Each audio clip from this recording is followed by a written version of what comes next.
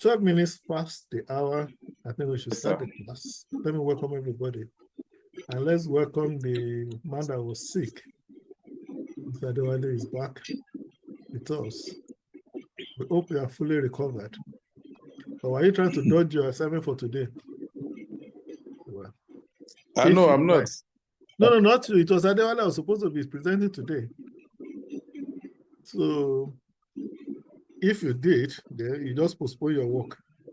You know what they say about the hired, and I was happy that it was raining. You just postpone your work. Just postpone your work. But let me thank you for joining, and let's try to go straight to our session for today. As usual, I'll do some presentation, and then we'll have the seminar that will follow. Our session today is on oral histories in historical research. Oral histories in historical research. Let me put on my slides so that you can follow my presentation. Okay. Are you on my screen?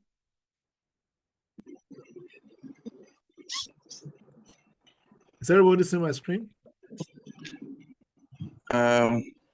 Yes, sir. I can see your screen, sir. Once one person can see, then that means I'm good. Yeah, you can see your screen, sir. Okay, thank you.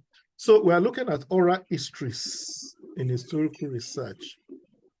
What are we trying to do today?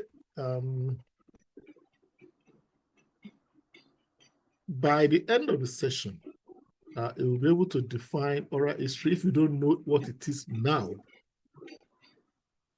define oral history and distinguish it from oral tradition.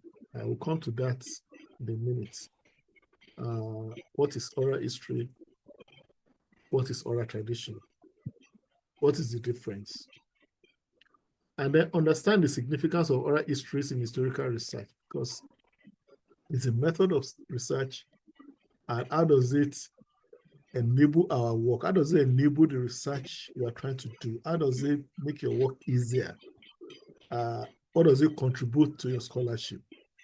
Then you must identify the methodology for collecting and analyzing oral histories. It's like a journalist. When you go to document, when you go to collect information, how do you collect in a way that can serve your purpose? How do you analyze what you have collected? And then what are the ethical considerations in oral historical research, oral histories? There are ethical considerations, the ethics of the profession, which we are going to look at. And then what are the strengths and limitations of oral history as historical source, as a method of historical research? The outline of our session, what we're going to do, first we define, during the introduction to oral history, what is oral history, and then we look at the difference between oral history and oral tradition. And then methodologies for collecting oral histories, look at interview techniques, recording and documentation, what are the things you're supposed to be doing, and ethical considerations, and the things to take into consideration when you go to the field. Remember, everything we are doing in this course is to help you to be able to produce a good thesis, a good research work at the end of your program, and to help you in subsequent career if you're an academic and in the other areas where you need methods of historical research. And always remember what you said earlier, the first class, that the methods that we're discussing, the methods that we're examining, the methods we're researching and working on, that we're teaching ourselves, are applicable not just for historical research, but everything that can have that kind of influence. So you should be able to use it if you're a journalist.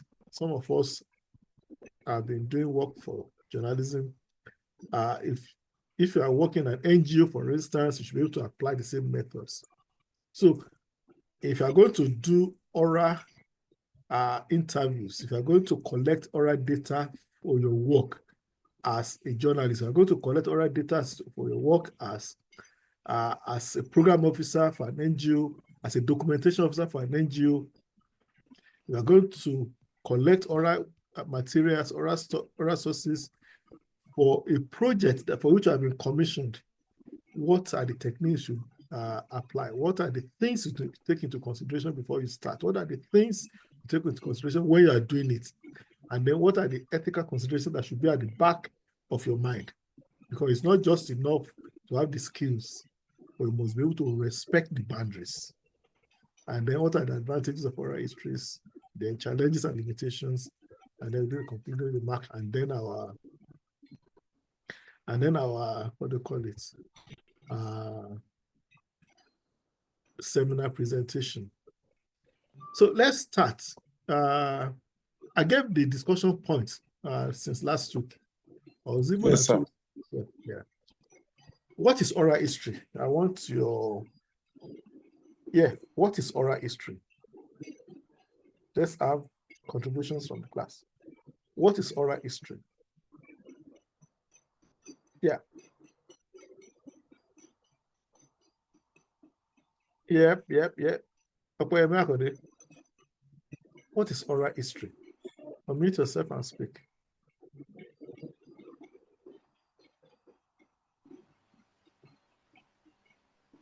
Yeah.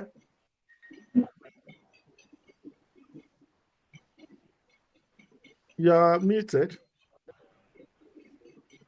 Can you hear me now, sir? Yeah, I can hear you. Where is Samo? Okay. Sir, No, Amo is not here yet. I don't think it's. Okay. So what is oral history, Akode? to my own understanding, I think oral history is a method of historical research that involves collecting and analyzing. Can you hear me, sir? Yes, we can hear you. Are you using two devices in the place? Not at all, sir. Okay, let's just continue. Are you in the same room with another person? Are you in the same room with another person? No, not at all. No. Okay, just take. Okay, let me mute Adewale for now. You will mute yourself when you are talking. Yeah, Akode, yeah.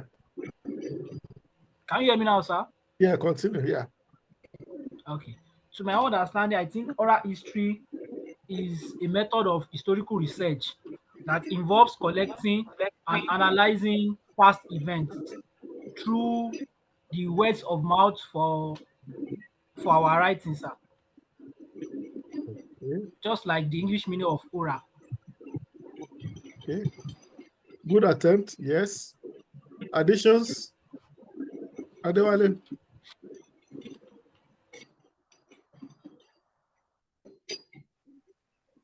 Oh, okay. Thank you, sir. Oral history can be defined or described as the collection and study of historical information through recorded interviews with people. That's for those who have interviews of people who have first-hand knowledge of past events. So it is a method used by historians, researchers, archivists, not necessarily historians, any researchers.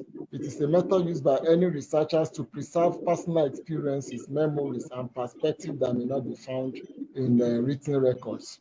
Excellent. Then it can also take the form of audio or video recordings. It can be a transcript of what has happened in the past, which some people have written. It can be digital archives. It is also commonly used in cultural studies, social histories, or like I said, in any community research to document the voices of individuals, groups, or whose stories might otherwise be overlooked. You touched on very important points. Yeah. It gives voice to marginalized voices. We're coming to that in a minute. So it's not just to record, it's not just to collect, but it tells the stories from a perspective that is not covered in other sources, particularly written sources. usually they are personalized experiences of historical events. Yeah, I think we have a good understanding. Let's go to the. So, yeah, oral history is a method. Understand? Please note that word, method. It's a method of recording, preserving, and interpreting voices and memories of people. Okay? It's a method. Okay? It's not a source on its own. It's a method of collecting sources. Okay? And it involves collecting historical information through recorded interviews with people who have personal insights into past events. I think all the two people who have contributed have alluded to this already. Let me mute Adewale for now, so that when you want to speak, unmute yourself, because it's giving us an echo. Now, oral history tends to be structured with set interview questions, and focuses on individual experiences. So it's not just something that you talk about randomly. There are things that flow from a process, a structured process.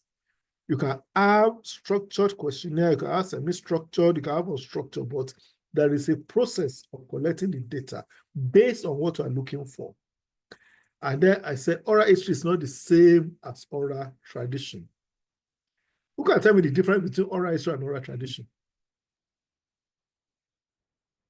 Yeah. What's the difference between oral history and oral tradition? We say oral history is not the same as oral tradition. What is oral history? What is oral tradition? Can I talk, sir? Yeah, you can talk, please. Go ahead. Like we all know the oral history that we defined earlier. We know oral history is the method of recording and preserving first-hand accounts from individuals. That's oral history.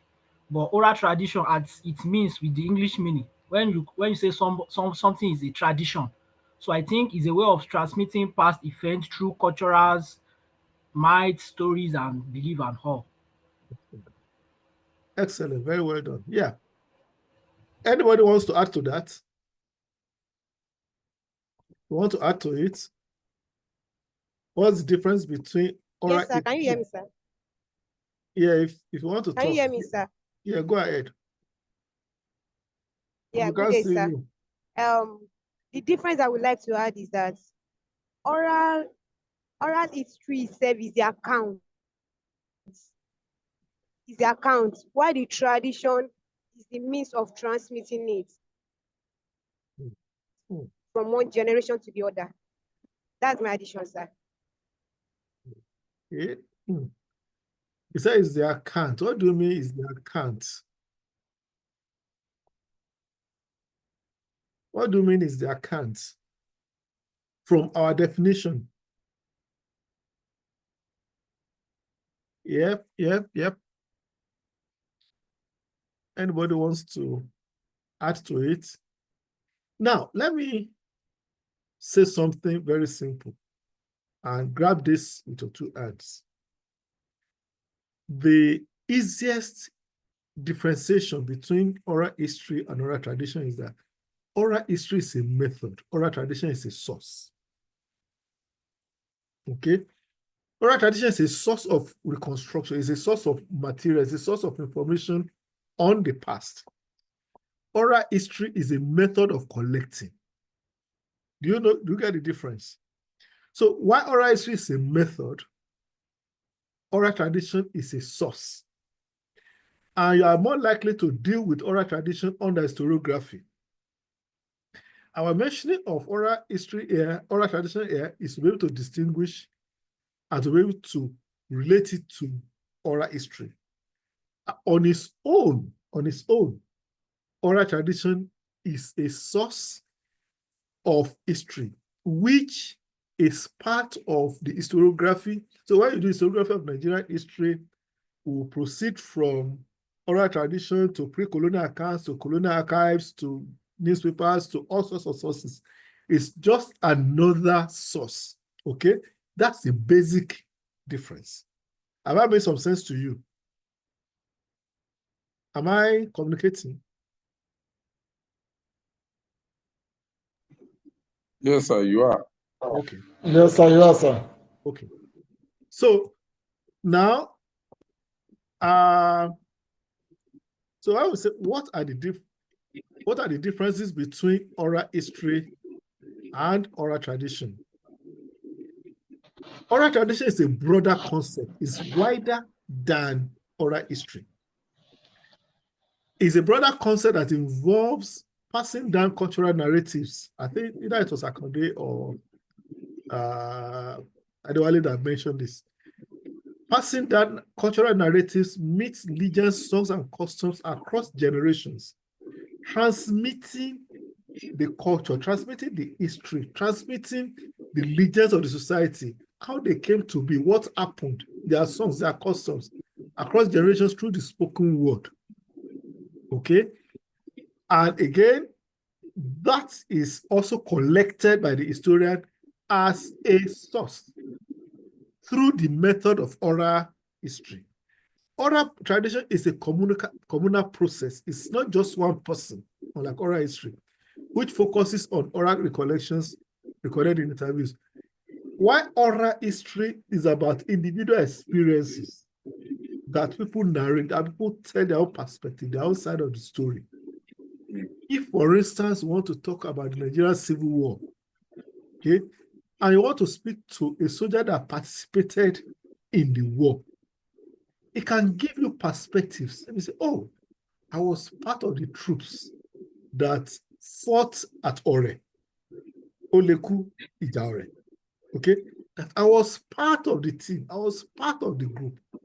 So these are my perspectives. These are the things I know. Of course, it has its own dangers. Okay, but it is personal.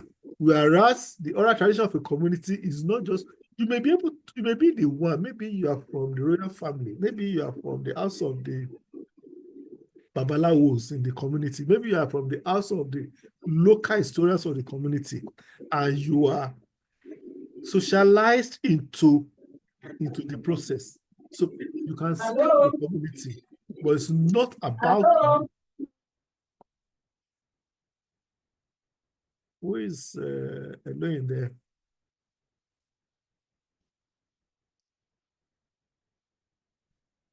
Okay, so oral tradition is less formal and shaped by community rather than personal memory. So it's something that belongs to everybody, not an individual experience. Okay, let's look at the differences. Just breeze through, because I already summarized it. Let's just breeze through the differences because there are differences.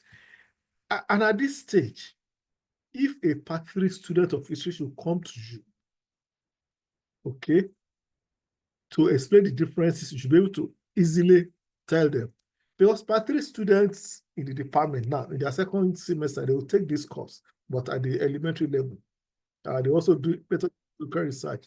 They're supposed to help them to work on their thesis, their final year long essay. So you should be able to also teach them the differences, because the differences come in terms of purpose, in terms of methodology, and in terms of scope. What is the purpose of oral history? What is the purpose of oral tradition? What is the methodology in the two, and what is the scope of the events? Now, definition and focus. While oral history focuses on capturing individual memories and personal testimonies through recorded interviews, and aims to document firsthand experiences and provide nuanced insights into specific events or periods that are beyond that represented in written records.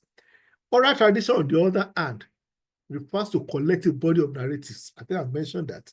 It's not just a singular experience, it's a body of experiences. It's a body of narratives of the society, including the myths, including the legends, the folklore of the society, the songs, the stories, the communal stories about how they emerge from where they are, which is passed down within the community over generations.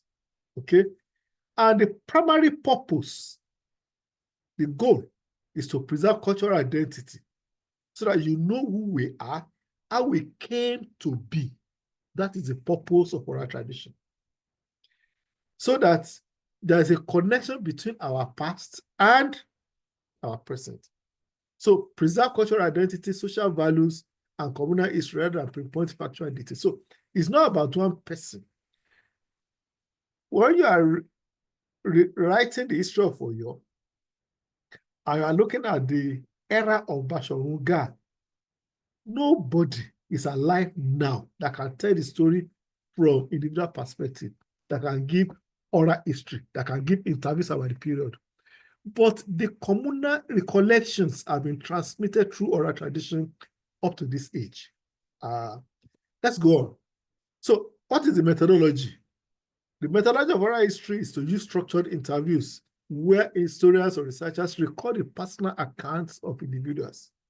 Of course, these interviews are typically guided by specific questions and later analyzed in the context of broader historical context. So the methodology is very crucial. For oral history, it's a structured process. You collect and you analyze. Oral tradition involves naturally transmitted stories and cultural expressions. So it's something that sometimes people are not even aware of what they are doing. They just do it naturally. It evolves over time as they are retold. People tell stories of their community, reflecting community memory, collective memory of the community, and interpretative changes over the years. Interpretation also changes. Rather than being the result of a deliberate methodical recording, it's not something that is deliberately put together. No. It's not a conscious process. It is an unconscious process of transmission in which, look at the Oyo chieftaincy, the Alaafin thing. I knew as far back as 1980.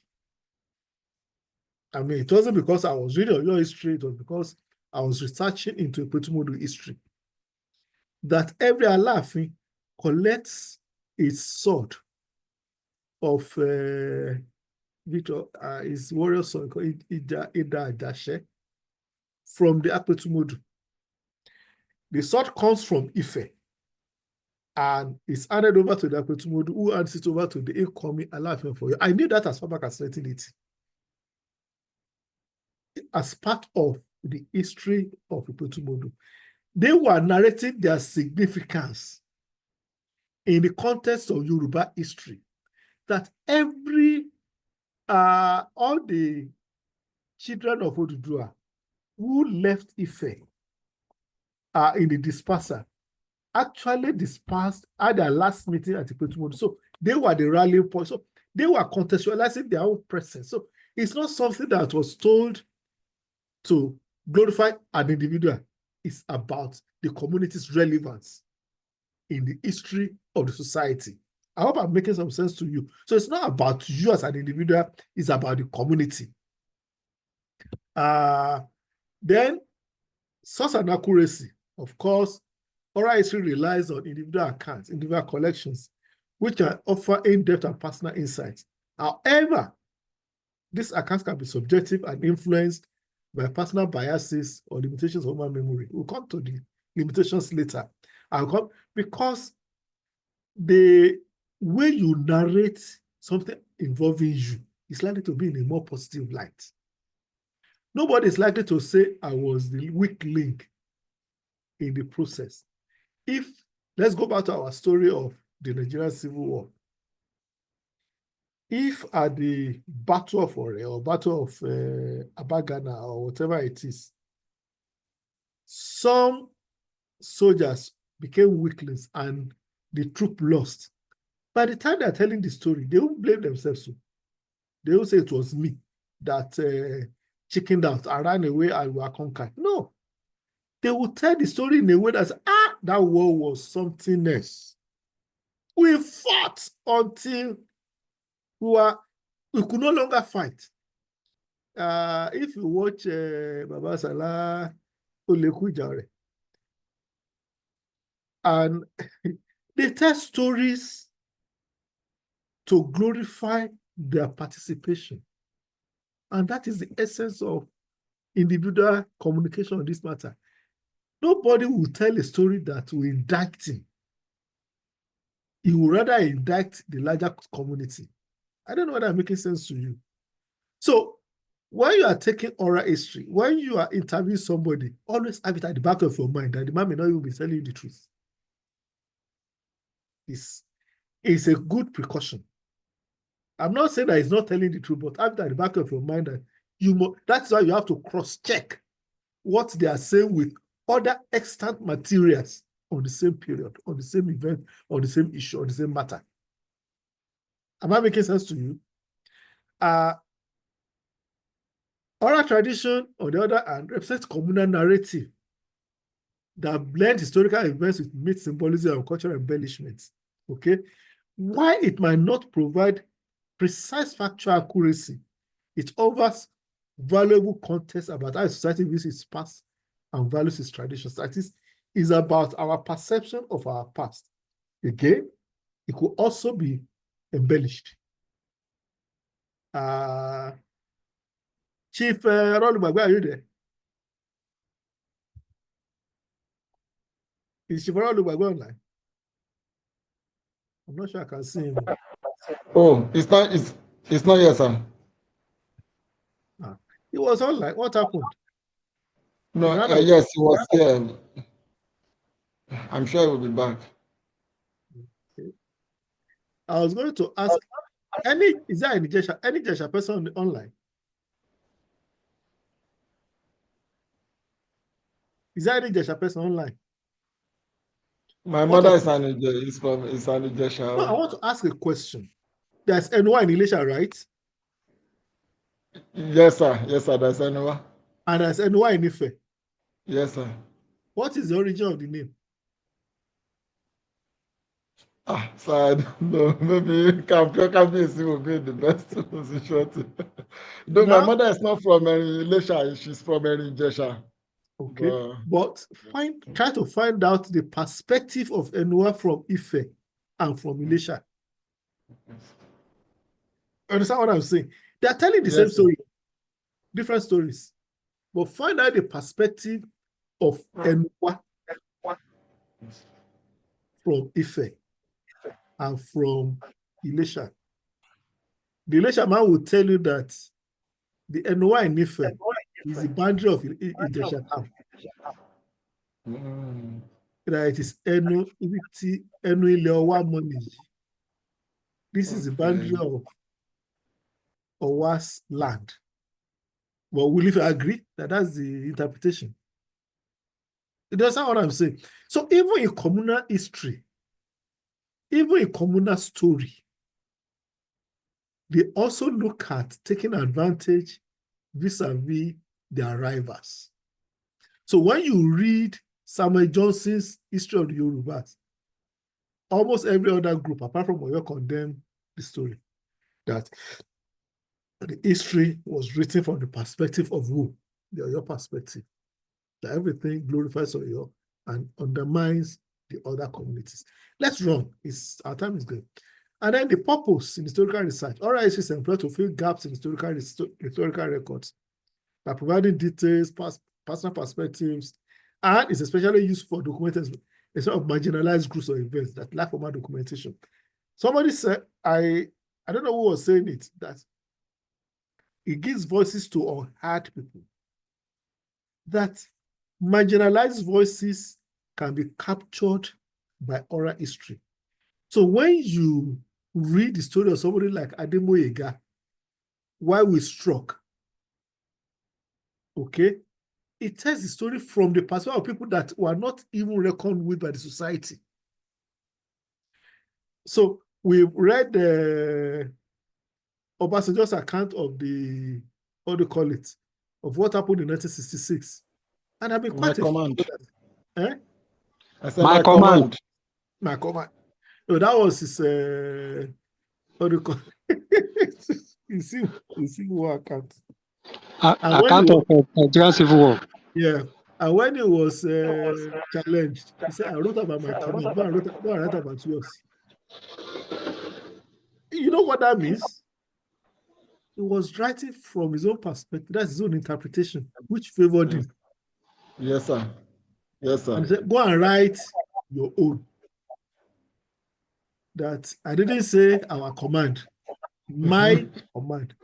So, but that tells you as a historian that what people say are not necessarily the truth, but their own version of the truth. Their own perspective of the truth doesn't mean it is the truth. And that is a warning that you must always learn to cross-check the oral history you are collecting with existing materials in other sources that can corroborate or deny what you find. We'll come back to it as we go on. Of course, oral tradition is a window to the cultural and social identity of a community. So when you are doing your historiography, that's when you are going to tackle oral tradition as such. Okay. Researchers study these narratives to understand how societies interpret their past. Okay. Maintain cultural continuity and transmit values and beliefs across generations. How have they been able to reach where they are? How have they been able to transmit? How have they been able to, how did they evolve into what and who they are now? How did their cultures evolve? How did they begin to ascribe importance to Oral Festival or to Google Festival? What was the source of the Oral Festival? What was the source of the Google Festival? All that, what's their connection? All of these things come as a result of the oral tradition. These are things that come in the purpose. In summary, oral history is a research method. Always note this slide. It's a research method that captures personal testimonies and individual experiences, often through formal interviews, to enrich our understanding of specific historical events. Whereas oral tradition is a broader cultural phenomenon, okay, involving the transmission of shared narratives, myths, and folklore that reflect a community's collective memory and cultural heritage. Please give me a second, please. Please give me a second.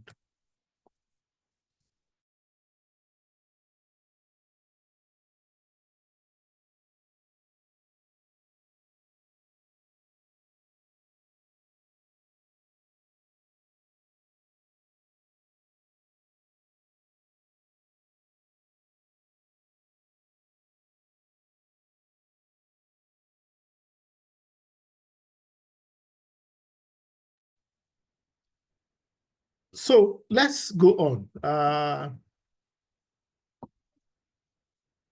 So let's look at methodologies of collecting oral histories. These are things that you should be familiar with, and they are very straightforward. I hope we're not going to spend as much time this week as we did last week. Is Amor on the line? I'm sure he has collected oral histories before. Now, methodologies, and this is for you, because when you go out, what are you supposed to do? The first we're going to look at is interview techniques. How do we interview? What are the things you need to take note of when you're interviewing people to collect oral history? First is preparation and structure. Before you go to the field, you must research the topic and interview. You don't go to interview somebody without having a good idea of what you're asking for, the information you are looking for. If you want to interview Sergeant Laboye, okay, about the Nigerian Civil War, first thing, find out about the war, know everything about the war as much as possible.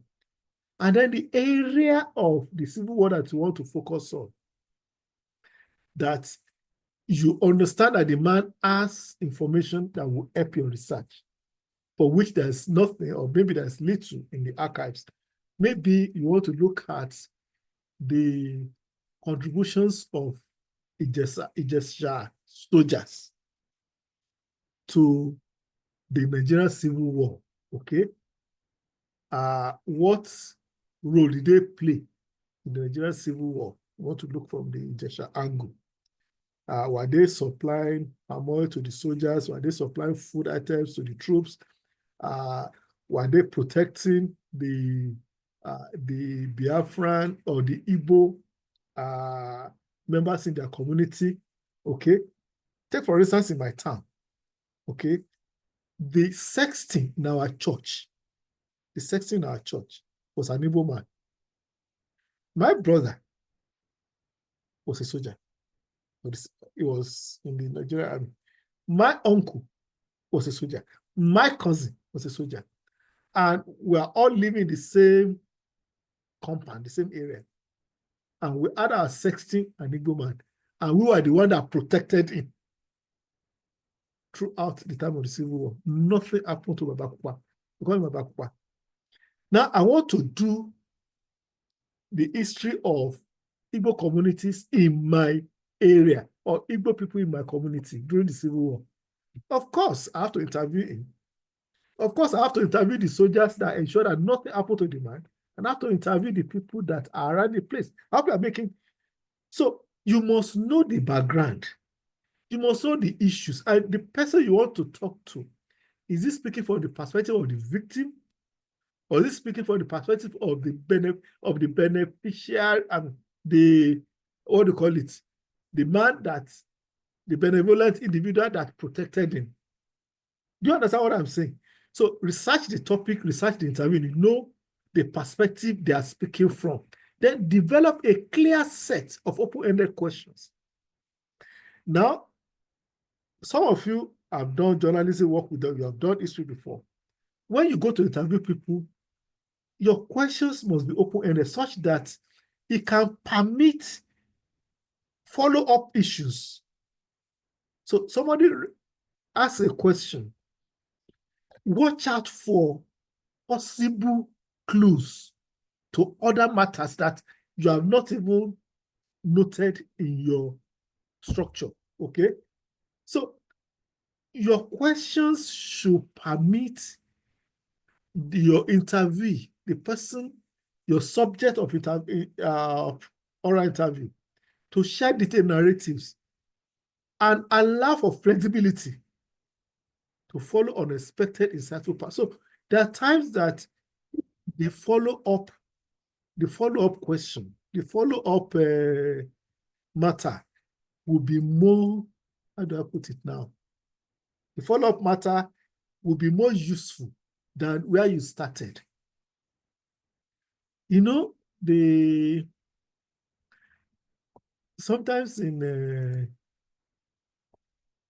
2009, sometimes in 2009, I was invited by the FCC.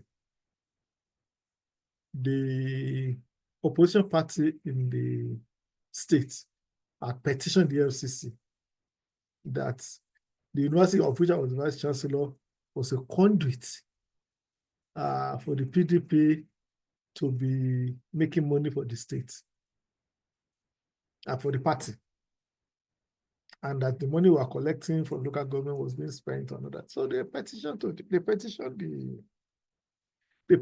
the EFCC, and I was invited by the FCC. In fact, it was in the newspapers everywhere.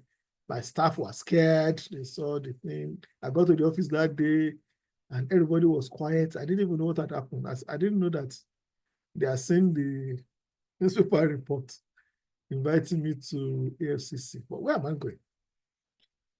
Later that evening, on my way to Lagos to honor the FCC summon, I got a phone call from one of my former students. I can tell you, my former students are some of my best friends. So you have a choice. You can decide not to be my friend, but it's a choice. One of my former students called me. He said, "Sir, I read about your invitation to the EFCC, and that's why I'm going." He said, "Any question they don't ask you, please don't answer it." Are you following me? That if you try to answer a question that have not been asked, it can lead to other things. But for you, in collecting oral history, one of the things you look out for are the things that they have not answered. I was supposed to ensure that I don't say things that might implicate me without realizing it. Okay. He said, any question you are not asked, please don't answer. And some people have that at the back of their mind, that they won't answer a question that you didn't ask. But that is why you have to make your question as open-ended as possible. Don't make your question narrow, too narrow.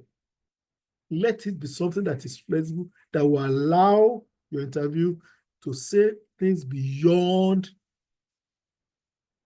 what they might have intended. So, and then when you are structuring your thing, consider structured, semi-structured, and unstructured interview as appropriate. Who can tell me the difference between the three? Structured, semi-structured, and unstructured interview or questionnaires? Who can tell me the difference? Some of you have done research before. What's the difference between structured, semi-structured, and unstructured interviews?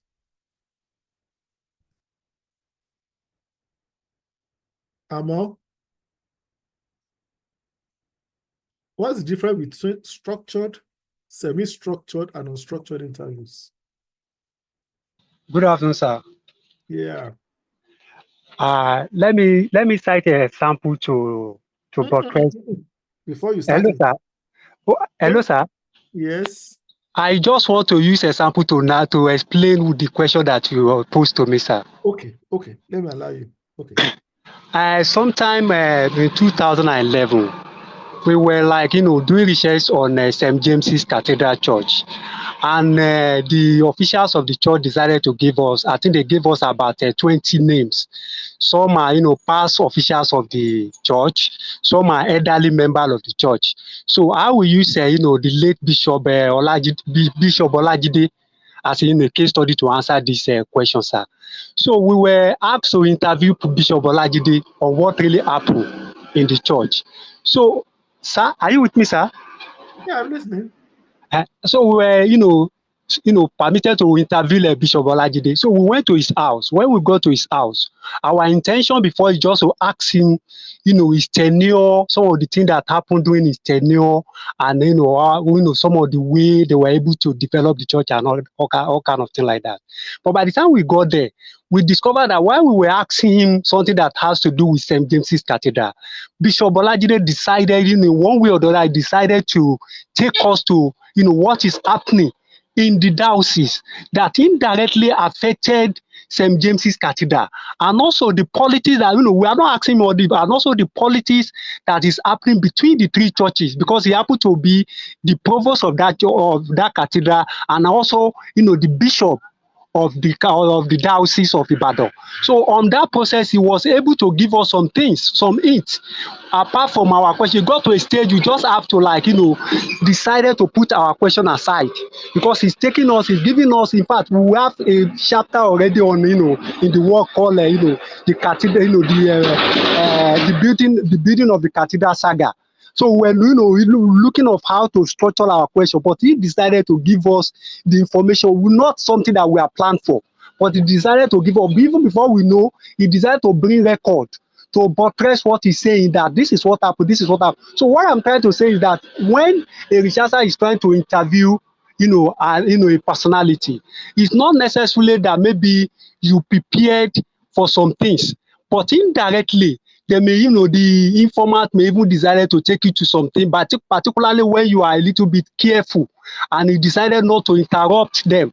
So some of them will desire to go astray, and on the process, they will give you some information, and that information will also lead to another, another restructuring of your question, and it may even enrich your write-up. Excellent. Okay, Adewale has his hand up. Let's take Adewale's comment, and then we'll continue.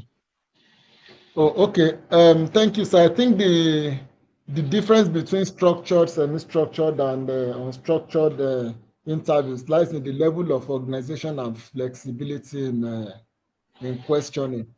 Let's start with structured interview, for example. It follows a set of what we can call a predetermined question.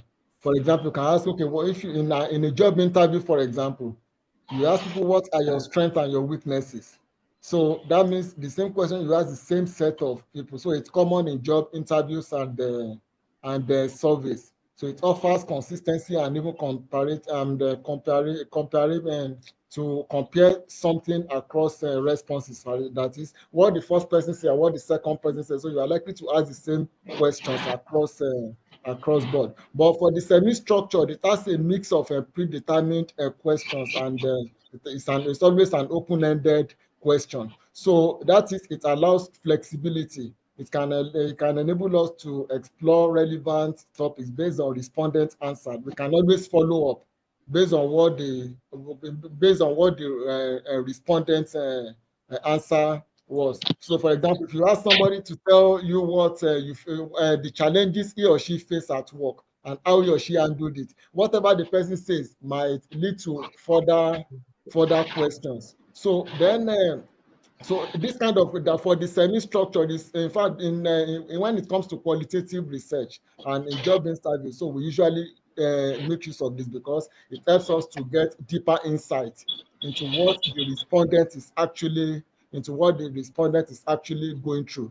For example, in 2014, I carried out a research on the living conditions of internally displaced persons in Abuja, and I interviewed 169 IDPs at that time. So, and what I adopted, basically, I adopted this semi-structured interview because I actually wanted to know what they've gone through, where they came from, what they were doing before the war started in the north, how they found themselves all the way, how they found their way, because many of them actually trekked all the way from the north, all the way from the northeast to the north central in Abuja. So we had to do all that. So we adopted this semi-structured interview for us to gain deeper insight into what they've actually gone through over time. And at the end of the day, we're able to get, and in the research, we actually adopted qualitative research. So then but let me talk about the unstructured interview.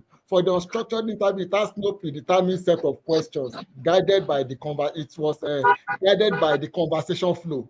It is whatever comes, so that's why it's unstructured, something that we don't really plan. Whatever they say, then you can always follow up. In the media, for example, we usually adopt that. In the media, if we are inviting a prof, for example, prof was mentioning when ESC invited him the other time, and possibly the another one was talking about that. So once you are going into you are going to attend the EFCC interview, make sure that whatever they do not ask you, don't mention it. In my own case, for example, they were looking at some money that passed through my account, but they've told me that despite the fact that I have all the record, the lawyers want me that once they ask me the question, it is anything they mention, and if they made reference to something, then I should just limit my answer to that. I should not extend it to something else, so that I will not find myself I will not land in trouble. So, but for the semi-structured for the unstructured interview, it's whatever you should do. Like I said, that's what we do in the media. If you are bringing prof, for example, prof was talking about what happened when he went there. But if prof, for example, was to be invited into my media organization,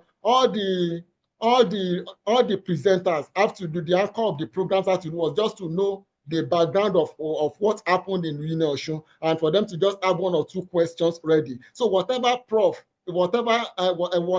answer prof gives to the first question, that's what is going to lead to the following subsequent questions. That's what they call build up a question. So that is actually unstructured. Basically, that's what we adopt in the media.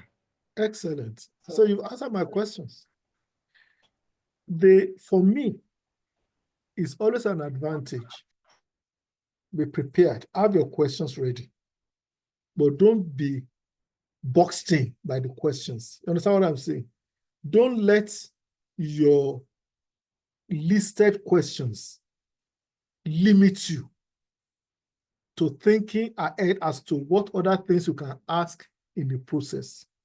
Because once you have your questions ready, develop during your research before you started the interview, you have an idea of where you are going. So that when your interview is saying things that are useful for other areas, you quickly connect to it. And that is the advantage of having a structure in place.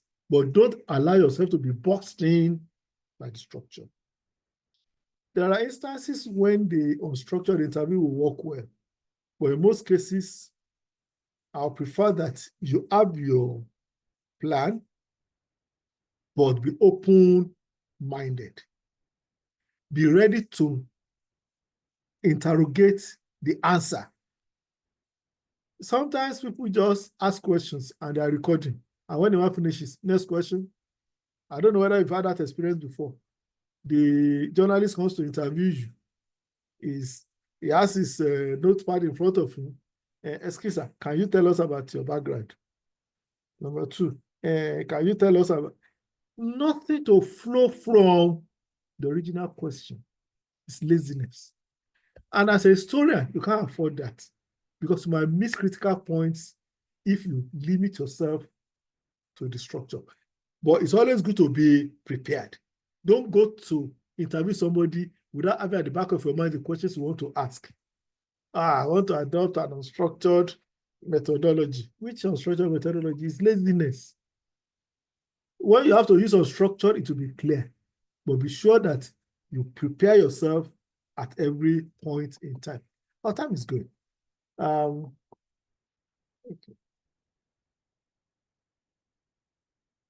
Okay. Now, when you're interviewing, learn to establish rapport between yourself and the person you're interviewing. Let that be a content, create that environment that the person feels safe talking to you. Okay? Don't make it too rigid. Don't make it too formal. So there must be some conversations, and please learn to listen. It's not all the questions that you've written down that you must ask. Have you had that experience before? Some people want to ask all the questions they've written down. Meanwhile, the man has more important things to say to you on the ones that he's talking about. But you want to ask every question and then you turn them off. Again, interview formats, I've mentioned it, utilize semi-structured and unstructured formats because there's a balance between guided questions and free narratives. Let that be, allow that free, let the person be able to speak freely. Then recording. Get a good audio recorder. Some may not allow you to use video. And video recording can be cumbersome as well. But, when I was documenting for CLP in Lagos, I had a recorder that was connected to my laptop. And it's recording both audio and video at the same time because I was recording through my laptop. And it was very easy for everybody because I was watching. So use equipment that will help you to capture clear quality audio and video during the interview. Why? Because it will be a tragedy if you travel from Ife to Borno State to interview somebody, and then you get back to Ife to discover that the quality of your recording is poor. You will have wasted your time, you have wasted your resources, you have wasted the time of the person that you want to interview. And unfortunately, it will be too late to go back many times. Okay? So make sure that you capture accurately. It preserves the tone, preserves the emotion. In fact, when you are using the video, you can read the persons, you can read their countenance, you can read their emotions when you are watching thereafter. It's different from just writing it down. Note taking, transcription, archiving.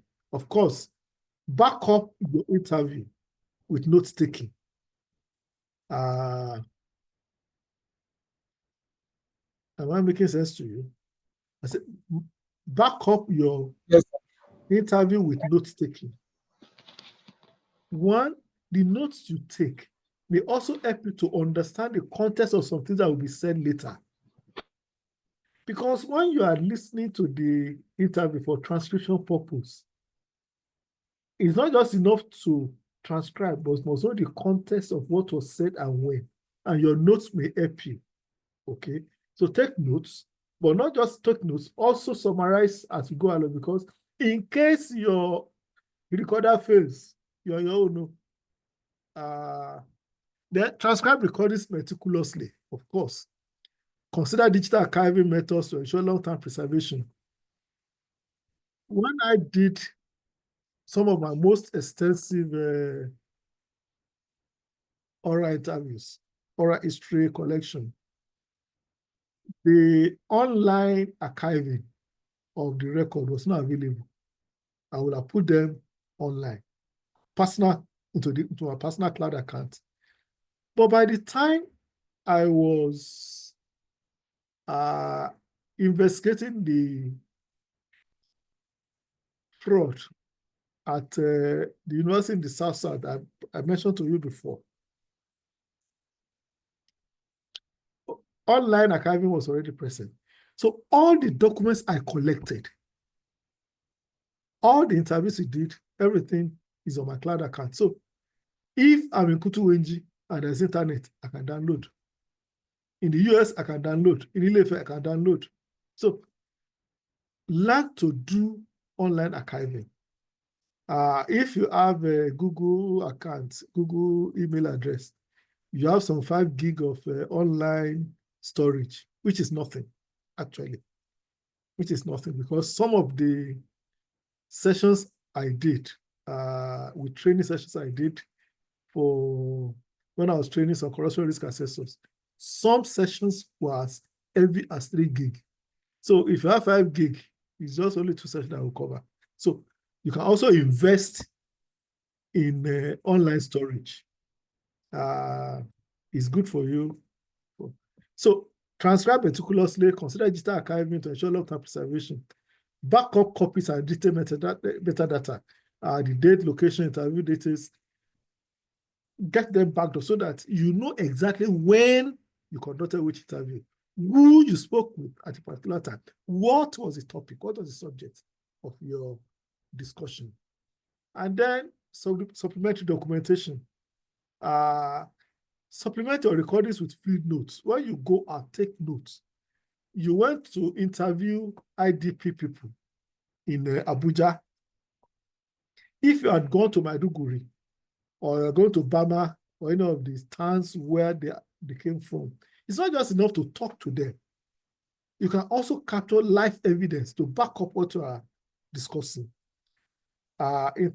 Discussion with them in the camp, take pictures of the camp, take pictures of the, what do you call it, of the IDP camp, make notes, and let that be contest between what you have seen physically and what you have recorded in the audio thing. We'll soon finish, and then we'll allow Chief Oral to speak with us. What are the ethical considerations? Informed consent. When you interview somebody, please secure clear consent from the person. I'm sure if you use Zoom very well and you are recording, there will be the element of information on your screen that this meeting is being recorded. So if you don't want to be recorded, you can exit. You understand what I'm saying? So it's an informal consent to be recorded. Don't record anybody without their permission or without them knowing. When you carry your major recorder or anything, say, sir, I would like to record this interview. Do you have any objection? Then they will tell you, oh, sorry, you can only take notes. Oh, sorry, oh, go ahead, you can do the interview. Okay. Get informed consent from the interview and tell them how you are going to use the material you are collecting from them. How it's going to be stored and how it's going to be shared. If you're going to share with other people, let them know. Where I'm going to store it, let them know. What I'm going to use it for, let them know. Oh, it's part of my thesis. It's for my thesis work. It's for my project, for my postgraduate project. Oh, it's for history of Ijesha land. So the history of Ife. So the history of Ekiti. We are looking at Ekiti in the 21st century, and we thought your perspective would be very useful. Let them have an idea of why and what they are contributing to. They respect their confidentiality, please. Sometimes people will say, don't quote me. When they say don't quote me, please don't quote them. If you cannot avoid quoting them, then tell them, and then they can decide whether they want to speak to you or not. Okay? Sometimes you say, Mr. X, name Eden. Name not disclosed for so reason, or because he wasn't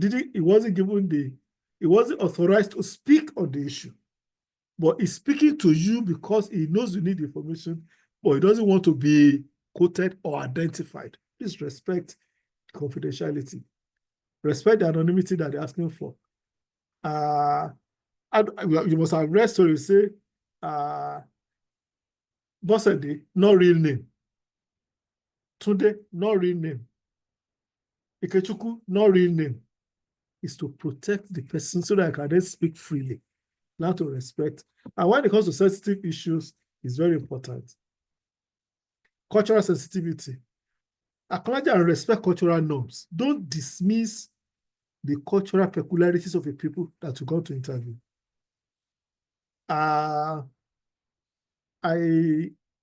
During my national service, we worked for our community development month. At that time, the CD is a whole month and it's just once.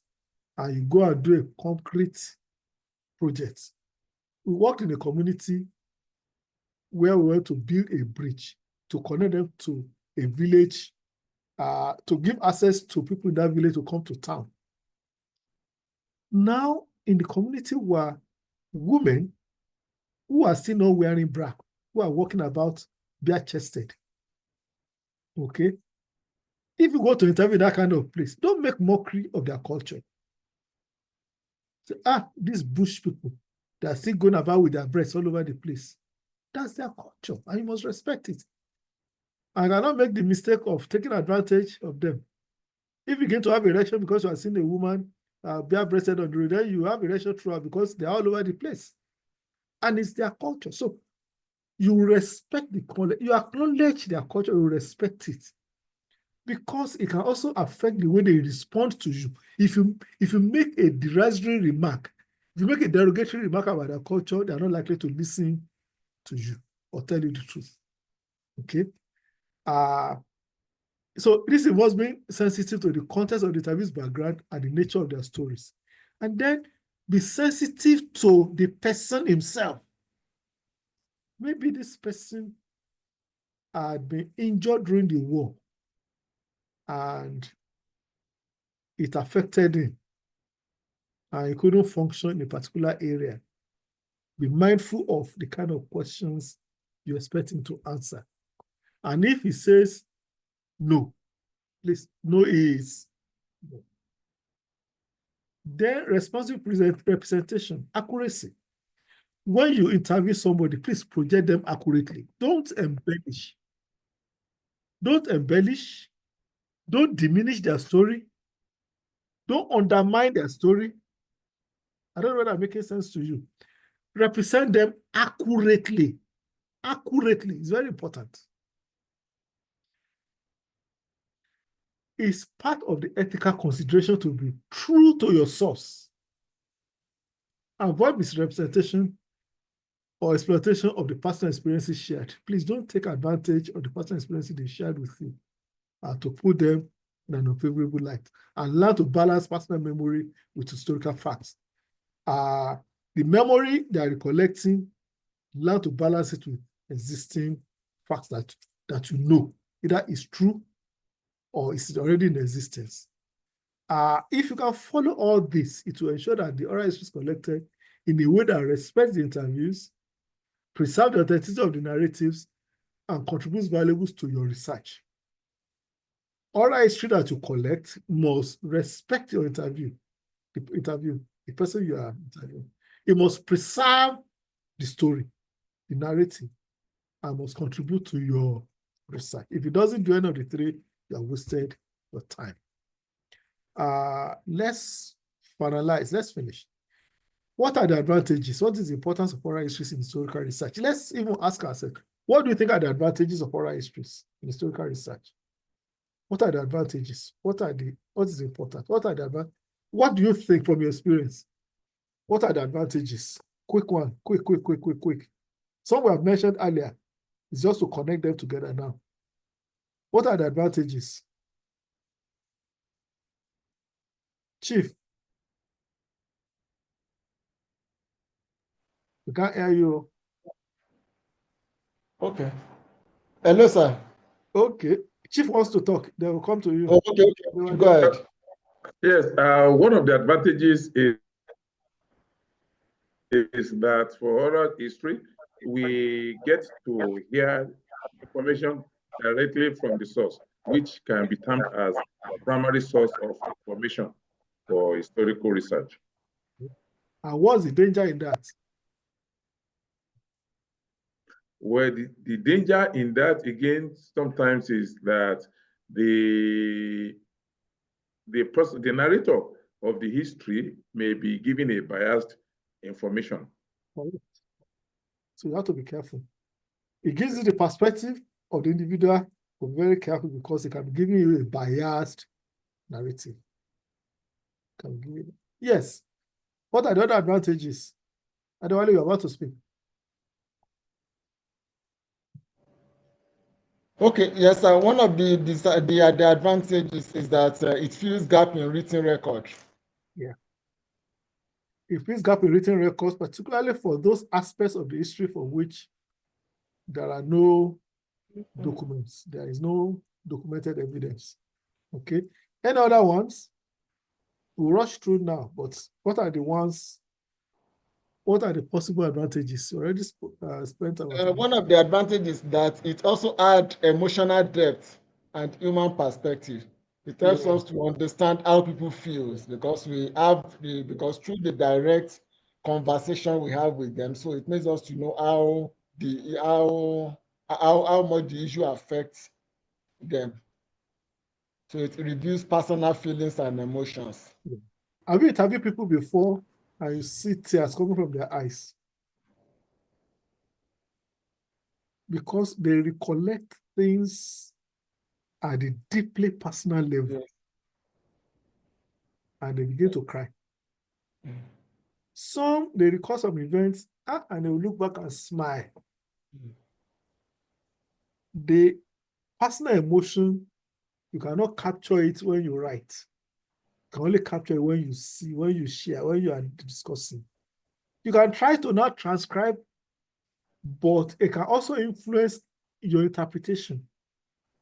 But it helps us to capture the emotions of the moment when it happened. Yes, another one. Sorry, sir. The last one I have is that it also encourages diverse perspectives.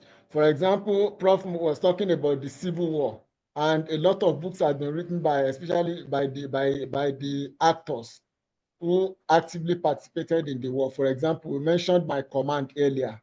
Meanwhile, Obasanjo presented himself as the hero of the war, as somebody that masterminded everything, that sat down to draft the war plan and everything. But later, somebody like Alabi Sama came out and wrote a book called The Tragedy of Victory, where he mentioned the likes of Lieutenant Colonel Akinrinade and General.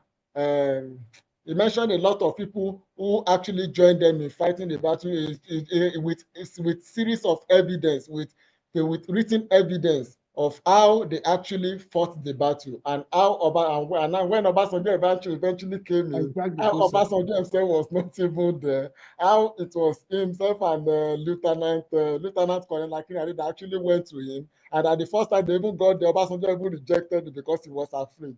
So it helps us to have it encourages diverse perspectives, and it also highlights the experiences of everyday people, not just political leaders and elites. So if we want to write on Civil War, for example, now for those of us who are going to write about it in 2020, in 2025, we are likely to do a better job than those who wrote about the Civil War in 1980 or even in 1990.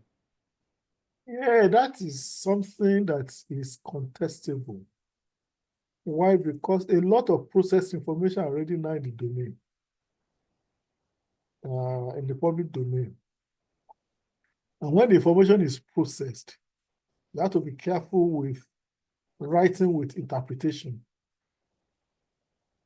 rather than original sources. Yes, it's like the Bible. Those who lived in Bible times didn't have the Bible.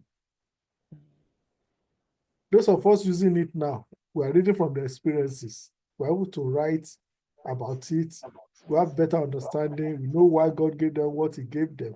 But at the time they were living it, they didn't realize that they were writing the Bible. And it's the same thing with writing history. Sometimes people are writing without realizing that they're writing history. And at the end of the day, we have different perspectives, but we should also be very careful about processed information. We have to be very careful. Otherwise, we may end up narrating somebody's perspective. If you're a Christian and you read Matthew, Mark, and Luke, and John, you know that Mark is the shortest, but it was the first one written, and many of them derived their writings from Mark. You know that as a physician, Luke wrote more about miracles and the things that happened that were divine intervention, like the story of the woman with the issue of blood. There are different perspectives to read. And if you read John, it will say, and this was why. It was more of interpretation all the time. So and they're all writing about the same person, 4 different perspectives. It's the same thing in history. We write from our perspective. It doesn't mean that we're the only one that is right. It doesn't mean that another person is wrong. So let's actually we discussed it, so let's quickly let me run through the slides. Help us to recover marginalized voices and perspectives. I mentioned it. Face gap in official records. I mentioned it. And regional narratives, offering personal and emotional insights to events. I think Adewale just spoke about that. Providing the human context and perspective. Okay. Then it asks oral the cultural context, the adaptable place of social and cultural history, and give anecdotal evidence. We discussed all of this. Recovery of marginalized voices, those that have not heard what they're saying, gaps in written records, perspectives, cultural context, then empowering community. So, whichever way you look at it, there are things that could be done. What are the challenges? What are the limitations? What do you think are the challenges and limitations so that I can quickly finish? Yeah. What are the challenges and limitations of oral history? Okay, sir. Comments? Okay, sir. Yeah, Adewale. Oh, okay, sir. Like we said, oral history is valuable, but it also has a lot of limitations. The first is memory bias. Please continue. So that might be memory bias and even inaccuracy. As you know, human memory is fallible, and interviewees may forget, and they may even deliberately distort from the fact, or they may misinterpret events that has happened over time. So then also, just as Prof said, personal experiences may also be influenced by emotions. So, or even cultural narratives, even when they know that it was right, what they were saying was wrong. As long as they feel like it's something that has to do with their culture, they might decide to change the story. So, this conflicting accounts from different individuals. It may also make it difficult to establish objective facts. That's if we are not careful as researchers. Then the second thing is subjectivity and personal bias. As we've said, so oral history is influenced by interviewees' personal belief, values, and perspective. So they are not likely to give us the accurate thing of what actually happened to them. So most of what they are telling us might be subjected to their personal bias. Then there is also lack of verifiable evidence. That's a major thing, because we don't have anything. For example, when I mentioned somebody who came all the way from Katsina, for example, so this is what is telling us that we knew. What it told us was what we knew. We had no reason of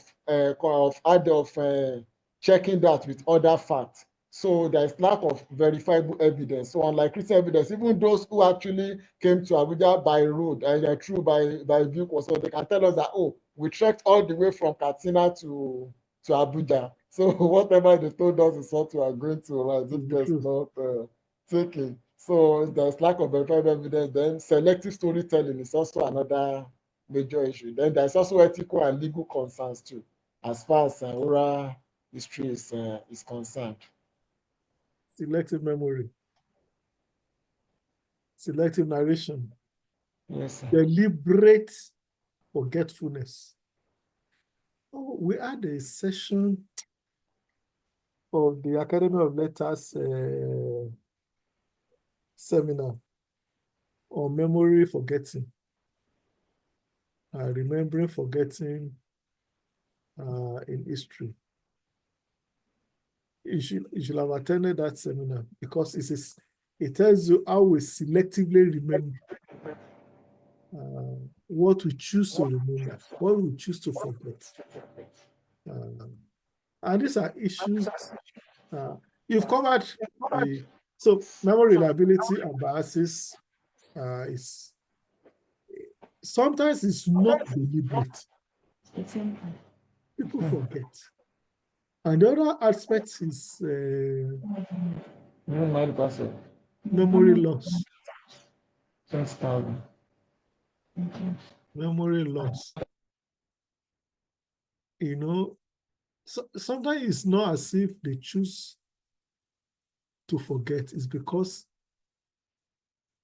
their age has caught up.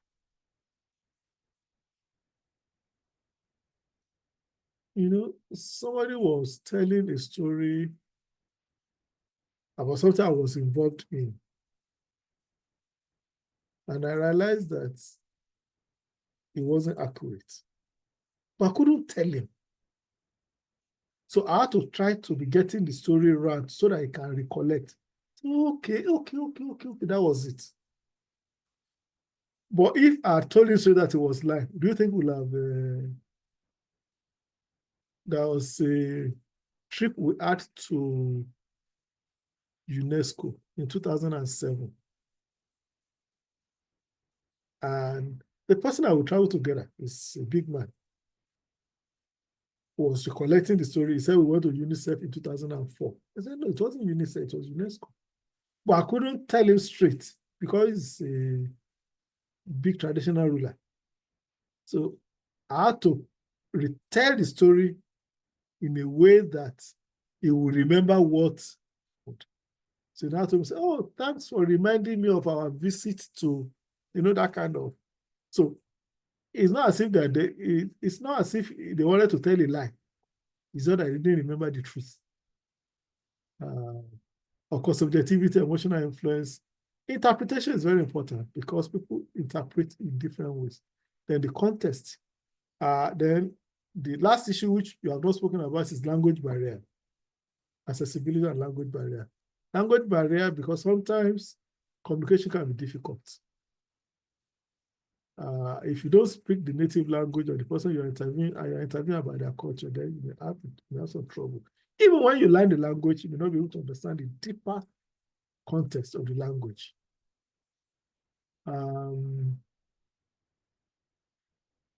We had a researcher, Amina Davis, who came from Brandon University to do a PhD research in the Ikotumodu. I was based in Ife and spent several months learning the language and immersed herself in it, but still not the same as a native speaker. So sometimes the language can be a barrier. These are all the details of what we've just discussed: interpretation, contextualization, accessibility, and language barrier. So these challenges, overall, they underscore the need for rigorous methodologies. Cross-referencing is very important because whatever you hear from one person who is telling you the story, you must be able to cross-check what he's saying with other sources that are in existence. And then the sensitivity to the cultural and personal context in which oral stories, histories are collected. Know the context of the story you are narrating. It's not just enough to be able to collect stories, but know the background, know the cultural importance, cultural context of what you are asking. Let's conclude. Questions, comments before we take our seminar? I think Chief is ready for us. Right? I'm still waiting for the first presenter to submit to. You are playing with, is it 20 marks or 10 marks or 15 marks? How many marks do we allocate to it? Any comments, any questions? Hello, sir. Yes. Please, I will just have a comment, particularly with your last sentence, sir. Which one? Pertaining with our procedure of, whereby people want to present paper, and we that are happen to be some of the, that happen to be their colleagues, we are not getting the paper. So that we at least in a normal, seminar, we need to have the paper, go through the paper. If at all we have comments or any suggestion to improve the paper, we should have been in a better position to do that. But in a situation whereby we don't even have access to the paper, it's more or less like they are just, speaking to the paper, and we don't know the direction or the formula or the methodology they are following in the presentation, sir. I assume they share it with you. That's an error. The paper should be shared with the class before the meeting. Please, as from now, the presenter must make sure that the presentation, even if it is the draft, must reach the class at least 24 hours before the class, so that they can comment on it. And now let's even put it on the platform. Everybody can put something on the platform. So please, always put your presentation on the platform before you present to the class. Is that okay? Okay, now we know that, sir. We were not aware of We are that. not aware. Okay, but after the class, please No, we share were with not. them so that they can also help with giving you informed opinion on the paper you are presenting. Is that okay? Adewale, your hand is up. Yes, sir. Thank you, sir. I agree with Mr. Wasil on the need for us to share the content of what we are going to present before the presentation day. But I don't think, yes, definitely I agree that maybe subsequently we have to start submitting, we have to make sure that the subsequent presenters submit their work before the presentation. But I don't really think it's even more applicable to this class, because as far as this class is concerned, I think Prof has already done a good work and is still doing a good work for us. Because whatever the presenter is going to present today, for example, Prof has already taken his time to actually shed a light on it. In fact, we spent over 1.5 hours discussing it. And also, as far back as I think last week Saturday, Prof has already given out the topics, and also I even broke it down. So which means it is now our responsibility to make sure that we read those things. If, for example, if we had read what Prof posted on the platform, I don't think we are going to have any issue with whatever someone like Kabiyesi will present today. So I will encourage us that whatever Prof posts on that platform, let's endeavor to read, so that by the time we are coming to the class, we are not going to have any problem with what the presenter has already done, or what has not been done. All we just have to do is for us to make, at least we'll be able to make meaningful contribution to what is going on in the class. Yeah. There are two elements of the need for you to share your presentation with others. One is to help them to connect to what you are going to say. Okay, to help them. But the other one is to also to help you to get your perspective right. Because when people contribute, when people share ideas with you on what you have written. It helps a lot. It helps a lot to help you to get your structure right. And by the time you are submitting the final version, you're supposed to have incorporated the comments of your colleagues. My postgraduate class,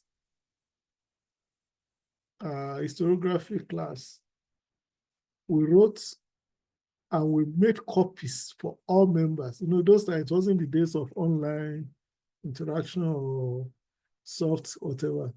You write, you produce, and you share copies with all the members of the class, ahead of the class. And we're like a class, we're only 5 or so. Myself, Funshaw, Kemrotini, what's his name? Ofuebu and Wale Obi. That's 5 of us in the class like this. And we have to make copies for everybody. So please try to make sure that your presentation is available for others to preview and to help. Okay. Thanks so much. We have had comments. We are supposed to still be asking questions, sir. You still want to ask questions? Well, you are going to speak to us now. Yes, yes, because even that's part. Yes, I am, sir, but that's even the concluding part of my conclusion, because it's so maybe you want to give us the answer to that question before the presentation. And the question is this, sir. You know, in the study that I did, research that I did, the oral history was interchangeably referred to as primary source of history, while some feel is secondary source. And so, to you, sir, what is it? Is oral history primary source, oral history and oral tradition primary source or secondary? No. Oral history is a method. It's a method of collecting. Whatever you collect orally is more of a primary source, because it's more. Did you say it's more primary. Of a primary source? Yeah, it's primary source, not secondary. Primary source, okay. It's primary. Because it's not something that is already it's not already documented. It's not in existence. Its existence only in your brain, in your mind, in your head. It's not a secondary source. It is not a secondary source. Not a secondary source. But depending on the theme you are studying, you have to determine the value you want to attach to it. Okay? It's not oral tradition. Remember that it's different from oral tradition. Oral tradition is a primary source. Yes. Okay? Oral history is a method. Always remember that difference that we made earlier. It's a method of historical research. What you collect from it becomes a source. Oral history is not itself the source. It is the method of collecting the source. That's what we said earlier. How many of us remember that? Yes, we do, sir. But sir, after the information has been collected, and then the interviewer now writes it as, for example, as a book. Does that now become a primary source or secondary source? It's a primary source for you. For you, because when you are documenting your bibliography at the end of the work. Yes, sir. Oral sources is a separate section. It's different from written sources. Okay? Most written sources are secondary. Oral sources are not. Whether they are valuable or not is a different matter. It doesn't give it weight to, because it might be saying nonsense. Okay?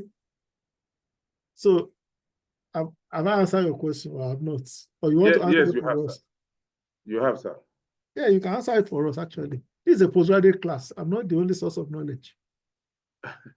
Yeah. I share experiences you also have experiences to share. So Yes, sir. it's not, I'm not Alpha and Omega of God in the class. So that's why it's an interactive class where we share experiences as necessary. All of you should have conducted one research or the other before. I should be able to share. Yes, we have. Yeah, to be able to share experiences of the research and tell us the implications for methods. Okay. Yeah. Any other comments, questions? So let's give the floor to our lecturer. Let the rest of us sit back and start taking notes. Thank you very much, sir. Okay, Chief. Thank you, sir. Well, you know, the topic I was given to. Yeah, you chose. So those I was giving, you chose. Oh, and I chose, yes. The topic I chose is just simply oral history.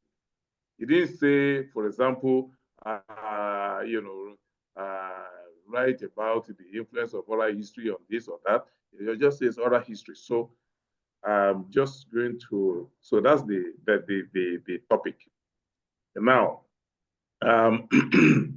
my abstract is, I started with saying that talking about the African proverb, which says something like, when an old person dies, a library of information burns to the ground. This proverb perhaps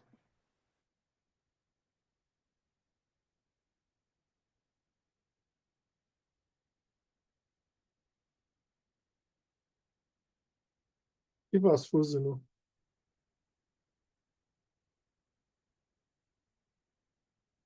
Chief is frozen. Is anyone near him? No, sir. Kabisi, we can't hear you, sir. No, sir, no one is near him. I think everybody is in different places. Yeah, that's the essence of online teaching. You can all jump from wherever we are. And he's our teacher. And he has sorry, disappeared. his network. In fact, in between, I've had to switch network to another network in between. So please pardon me. And of course, I'm in Elisha, so Elisha does not have too much of good network. We are on 3G or 4G here. So, sir, now, the preservation of these memories and people's life stories is called oral history. This paper defines what oral history is, the difference between oral history and oral tradition, methodology of collecting oral histories, interview techniques, ethical considerations, then the importance and advantages of oral history in historical research. Then the paper ends with the analysis of both the challenges and limitations of oral history, that is, the memory reliability and biases, the subjectivity and emotional influence, and then issues of interpretations and contextualization. Then accessibility and language, in line with the points that we were given by Prof. Now, the introduction to this topic is the study of oral history, which involves collecting, preserving, and interpreting people's memories and experiences, of course. Is a versatile research tool that can be used for documentaries, exhibitions, and academic research. At the end of this paper, I said the class will be able to determine whether it is indeed true that oral history can be regarded as a primary source or secondary source of history, which of course Prof has answered in the question that I put before him. Let me be sure that I'm still on. Okay.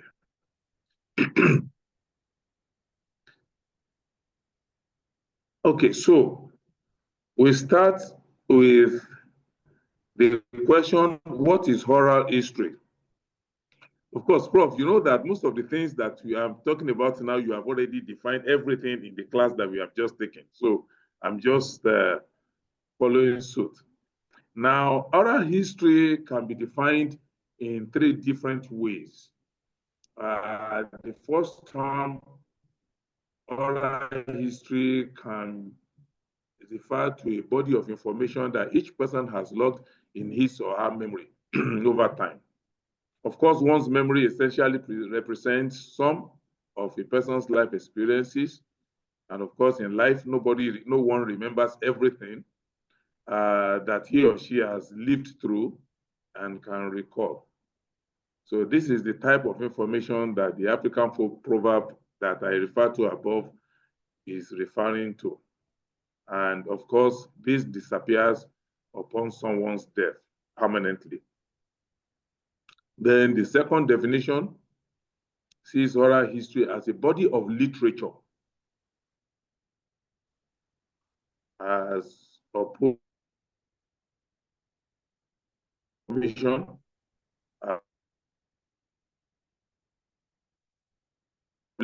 based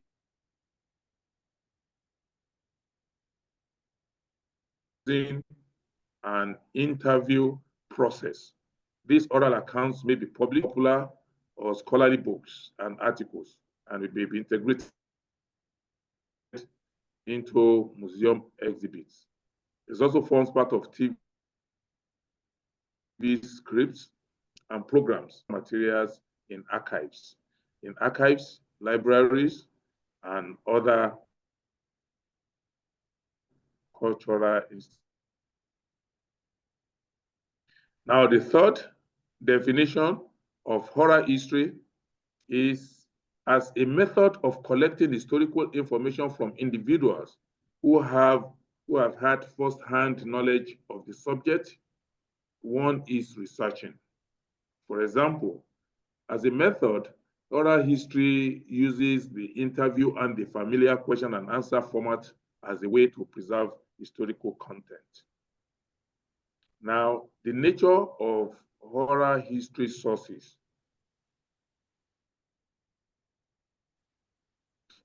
As we have been learning in this course since we started, historians analyze the quality and veracity of sources all the time. And it's no different with oral sources. The oral sources too have to be evaluated for their dependability and accuracy. But oral history sources also have a number of characteristics that make them different from many of the more traditional written sources that we are used to using in our research works, like the books, the archival documents, newspapers, photographs, etc. And some of the characteristics of oral sources are as follows. Oral sources are personal and subjective. So because the time is so fast spent, the headings without going in too much into the body. 2, oral sources are collaborative.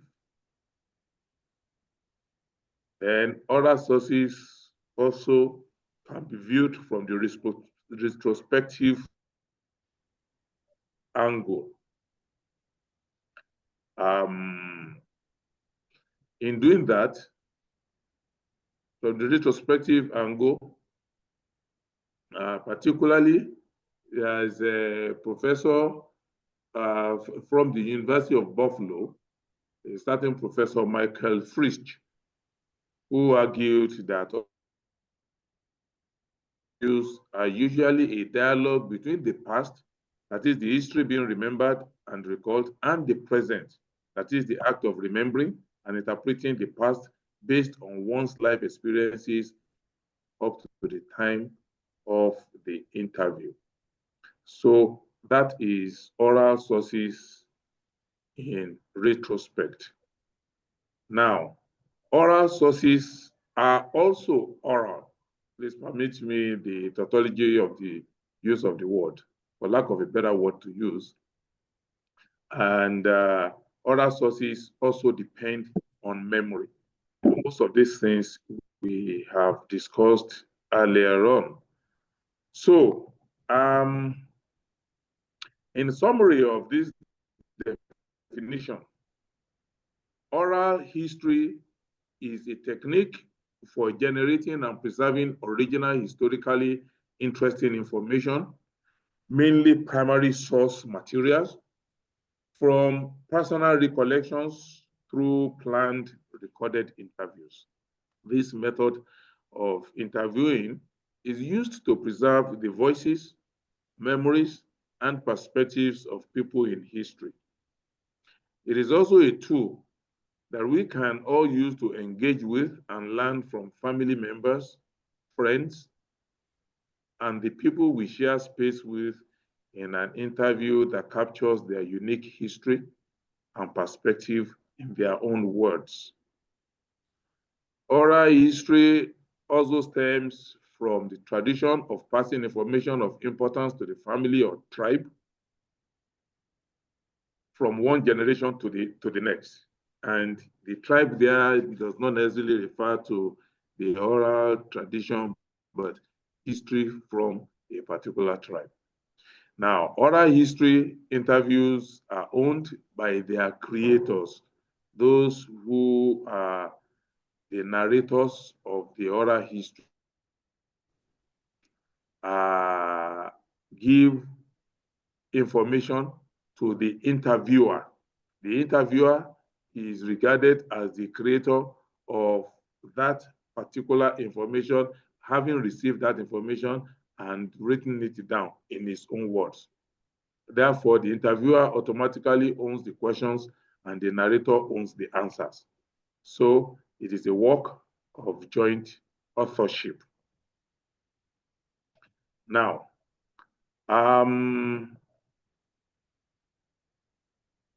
again, as the name suggests, oral history are more exclusively focused on the past than in-depth interviews. They are an oral record of an individual's life experiences, which makes it a primary source, or her memories of an event, or a community's, organization's, or family's history, to just give a few examples.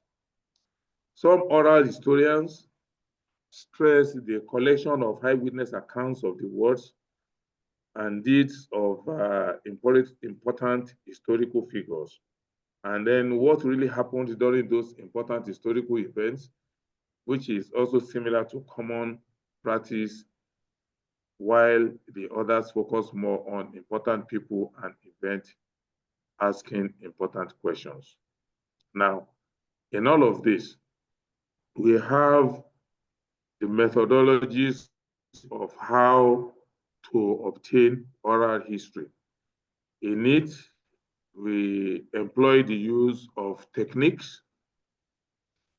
We share information.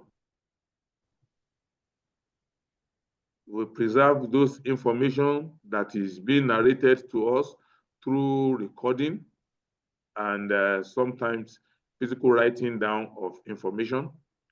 And of course, we have the original historically important information that have been well prepared by the interviewer. So then there are also personal recollections of events by the narrator. So these are the ways that we use to collect oral history. Now, we are supposed to also talk about the differences between oral history and oral tradition. We start by describing the meaning of oral tradition. An oral tradition may be described as a community's cultural and historical tradition passed down by words of the mouth, excuse me, or example from one generation to another without written instruction. The oral traditions and expressions domain encompasses an enormous variety of spoken forms, including proverbs, riddles, tales, nursery rhymes, legends, myths, and we have a lot of that in African mythologies, epic songs and poems. We have a lot of that here in African oral tradition. Even charms, prayers, chants, songs, etc., etc.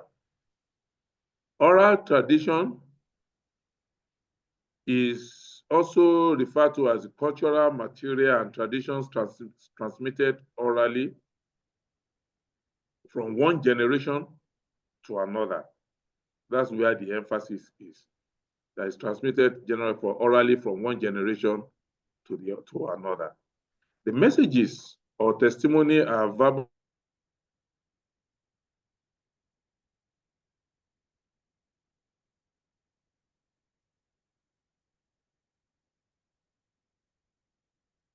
Is it frozen again?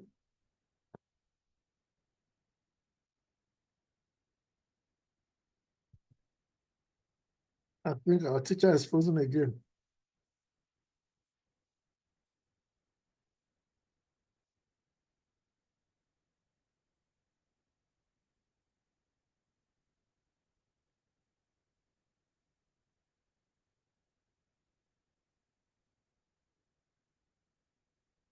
So, Sorry, so I went up a minute. Hello? okay. Can you hear me? Okay, so sorry. So where did I go off, sir? Just continue. Hello, class. Where did I go off? I should just continue. Okay, sir. So basically, oral tradition is another form of, it comes in folklore. Now, of course, there are differences between oral history and oral tradition. For example, oral history pertains to the collection of personal memories and experiences related to specific events, which primarily a researcher obtains via interviews, while oral tradition involves the passing down of cultural information and stories through vocal communication. Oral histories can be published in a variety of formats, including transcripts, books, journal, articles, or even in exhibitions. As an academic discipline, oral tradition may refer both to objects and methods of study. It is quite distinct from oral history, which is the recording of personal testimony of those who experienced historical eras or events. Oral history pertains to the collection of personal memories, as I have said, and experiences related to specific events.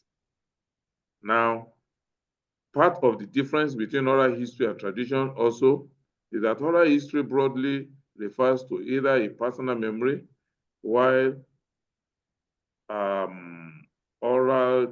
in contrast, oral tradition involves the transmission of cultural information, stories, customs, and values from one generation to another via storytelling, via songs, or even speeches.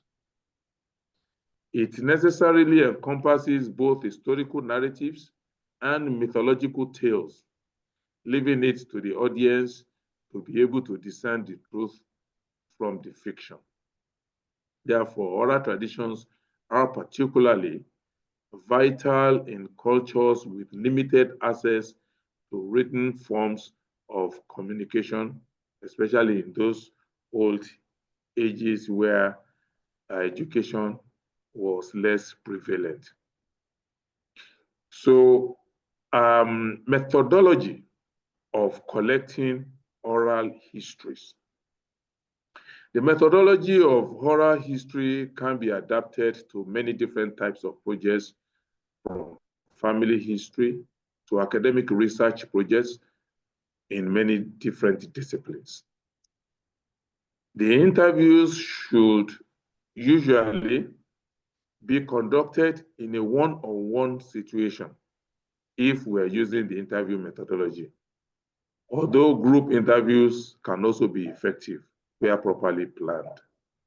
But above all, the following are the commonly recognized methodologies employed in the collection of oral history. The first one, even as Prof has said, is that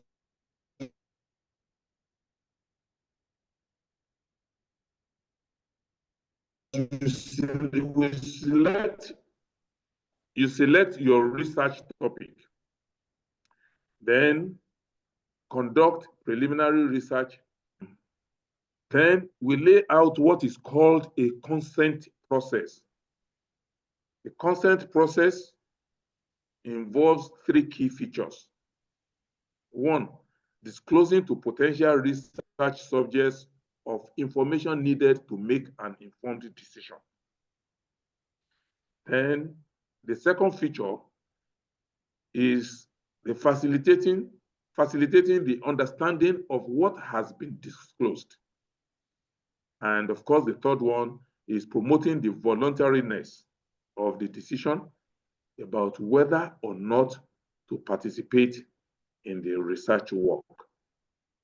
So these are the key features of how to lay out a consent process. Now, also, there's need to identify the group of people or community and contact potential interviewees. Now, the interviewees in this language means the narrator, the person that is going to be interviewed. We also have to conduct research on the interviewee himself or herself and compile an interview outline. Then the researcher needs to practice with the recorder, the tape recorder that the researcher is going to use to record. And of course, we need to get the consent of those to be interviewed that will need to record their voices. Then the interviewer needs to record an introduction before each interview. Then the interview will be conducted.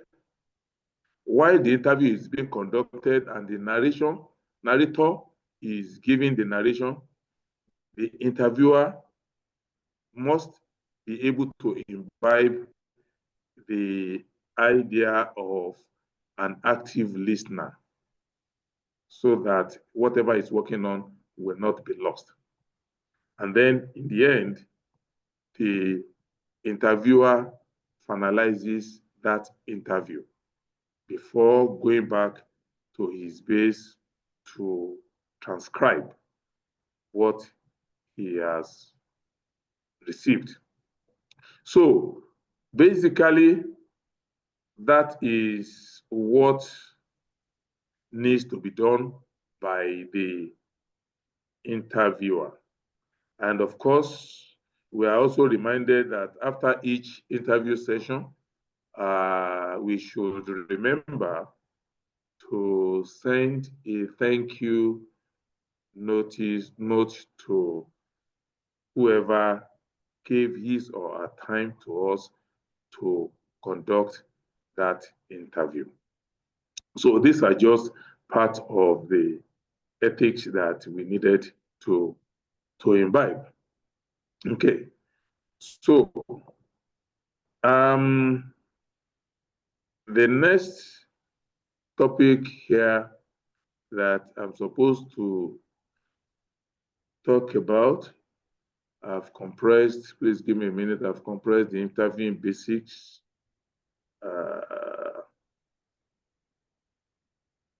Just a minute. Okay, so there it is. Now, What follows, however, are that some interview guidelines that, if followed, will give you as the interviewer the best chances for success. The first one is research. And that research means that one has to research and research and research. And never go into an interview cold without having done enough research. Then, while the interview is going on, we need to ensure that we have established a relaxed atmosphere to be able to conduct to be able to get the desired result. Okay. Part of the methodologies also is to start off asking easy questions.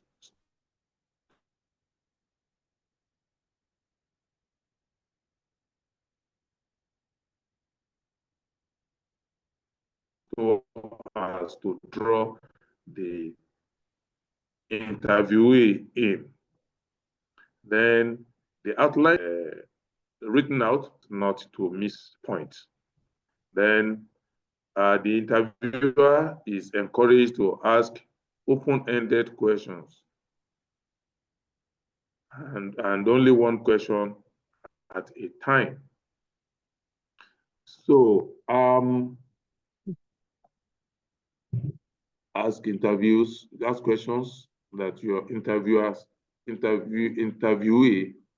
can answer. Okay, so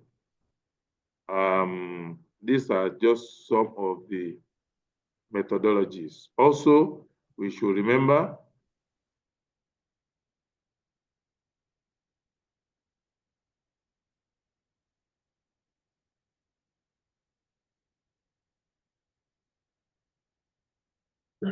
is it frozen again?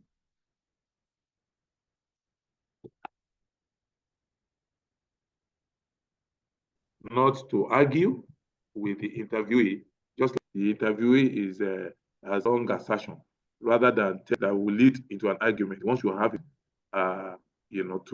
to the point, such that the interview does not end abruptly. Then one needs to be on the lookout for fatigue from the interviewee if one is taking enough time to get answers to the questions. And so basically those are the methods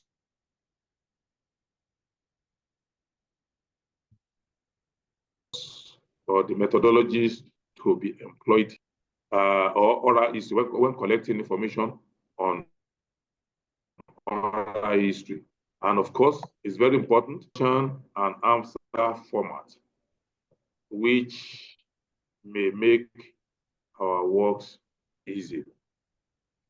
Now, to all of that, there is ethical considerations to the ways and manner that we conduct our oral interview, and also in dealing with our interviewees.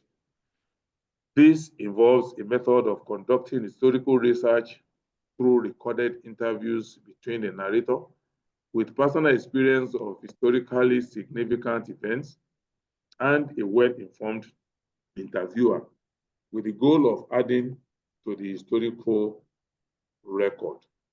The workflow for completing an oral history project will entail preliminary research, the design of a treatment, this interview guide, a slate of questions, and the interview process itself. And as I explained earlier, the informed consent process, which involves those three key features mentioned, should be invite. The guiding principles of oral history from the interview stage through preservation, use, and access must be guided by respect for narrators and the communities from which they come. This means that a commitment to an ethical process and to honoring diverse cultural values, ways of knowing, and perspectives. The oral history process from the interview stage through preservation, use, and access must be guided by respect for narrators and the communities which they come from. So this is the commitment to an ethical process. Now, the advantages and disadvantages of oral history. The main advantage of oral history is its ability to capture personal testimonies and experiences, which of course can provide a deeper insight into historical events. Oral traditions' advantage lies in its role in sustaining cultural identity and heritage, especially communities with low literacy rates. Furthermore, oral history helps round out the story of the past. It provides a fuller, more accurate picture of the past by augmenting the information provided by public records. The statistical data, the photographs, maps, letters, diaries, and other historical materials. Now, oral history is important, and this is an importance of oral history. It helps, like I said, it helps to round out the story of the past. With it, the interviewers are able to ask questions that provide information about histories that are ordinarily left out of other records, and to interview people whose stories have been untold or forgotten, thereby filling gaps in written records. Sometimes, an interview may serve as the only source of information available about a certain place, event, or person, as far as the human perspectives are concerned. The challenges and limitations to oral history. One of the main drawbacks of oral history is that it can be affected by various factors that may compromise its reliability and validity. Oral history also relies on the memory and recall of the interviewees, which can be influenced by time, age, trauma, bias, emotion, motivation, and social expectations sometimes. However, a major disadvantage is the issue of subjectivity and bias. Oral histories can be very subjective sometimes because it's influenced by personal biases, memories, and perspectives of the narrator. Another disadvantage is memory limitations, which occurs over time because memories can fade or become distorted, leading to inaccuracies in the historical account. However, its susceptibility to the alteration over time, which can make it challenging to distinguish historical facts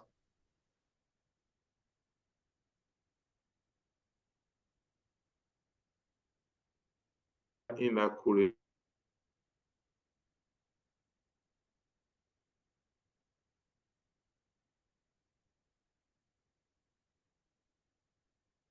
Oh, I know what you're about. Has it been thrown out again? Or frozen out?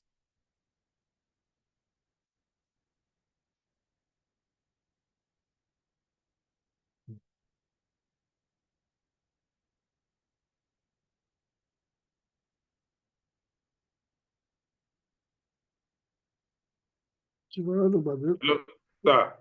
Okay, you have muted. Sorry, I don't know at what point I was logged out, but I started to talk about memory limitations, which part of the disadvantages of oral history.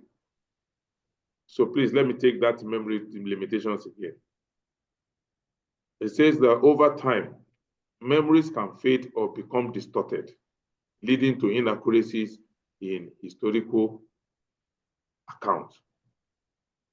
It also provides a very thin line between the true narration of events as they really happened and the personal biases and prejudices of the interviewee, which may be as a result of the side of history he will prefer to see and narrate, depending on the particular subject being discussed and how that subject matter related to him.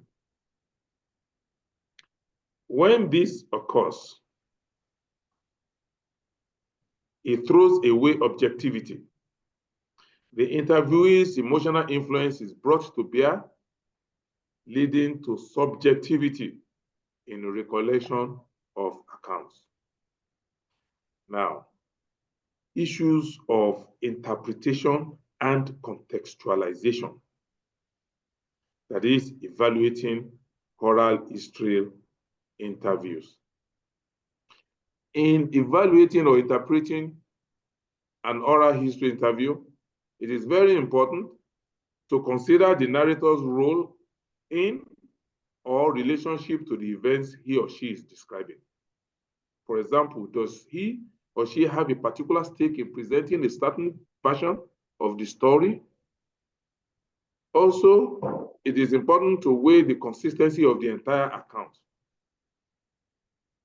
So now that we are very familiar with the oral history process and may even be considering conducting interviews, or at least using some interviews that have already been archived, we might ask rightly too, that how do we use these interviews in our research work?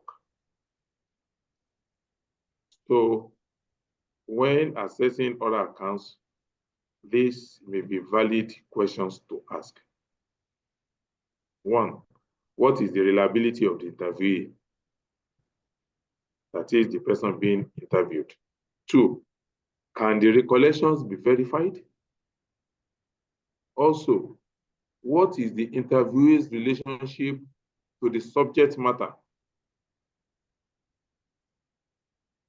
Again, does the interviewee have a personal stake in a particular point of view? Or what was the physical condition of the interviewee at the time of the interview? So, but contextualization of oral history, on the other hand, is the process of placing events, ideas, or developments within their broader historical, social, and cultural context to understand their significance. To contextualize within the oral history, one must relate the topic of the prompt to broader historical events or developments or processes that occur before, during, or continue after the time frame of the question. Contextualizing, therefore, for a topic is key to making an effective historical argument. This is because contextualization involves analyzing the context of an historical or of oral historical events or developments or processes. It is also further defined as describing a broader historical context relevant, like I said earlier on, relevant to the prompt in an oral manner. Accessibility is source of information of oral history. Information accessibility, which encompasses the many issues surrounding availability, accessibility, and affordability of information on oral history, such as metadata, interoperability, open source software, open content, creative memories, multilingualism, and so on and so forth, as well as addressing the people with special needs. Therefore, oral history holds a significant role in documenting the cultural heritage of a country. It is a method to record and document the past from the experience and events of the figures that experienced them. However, the lack of awareness on oral history collection made that oral history inaccessible, particularly in Africa.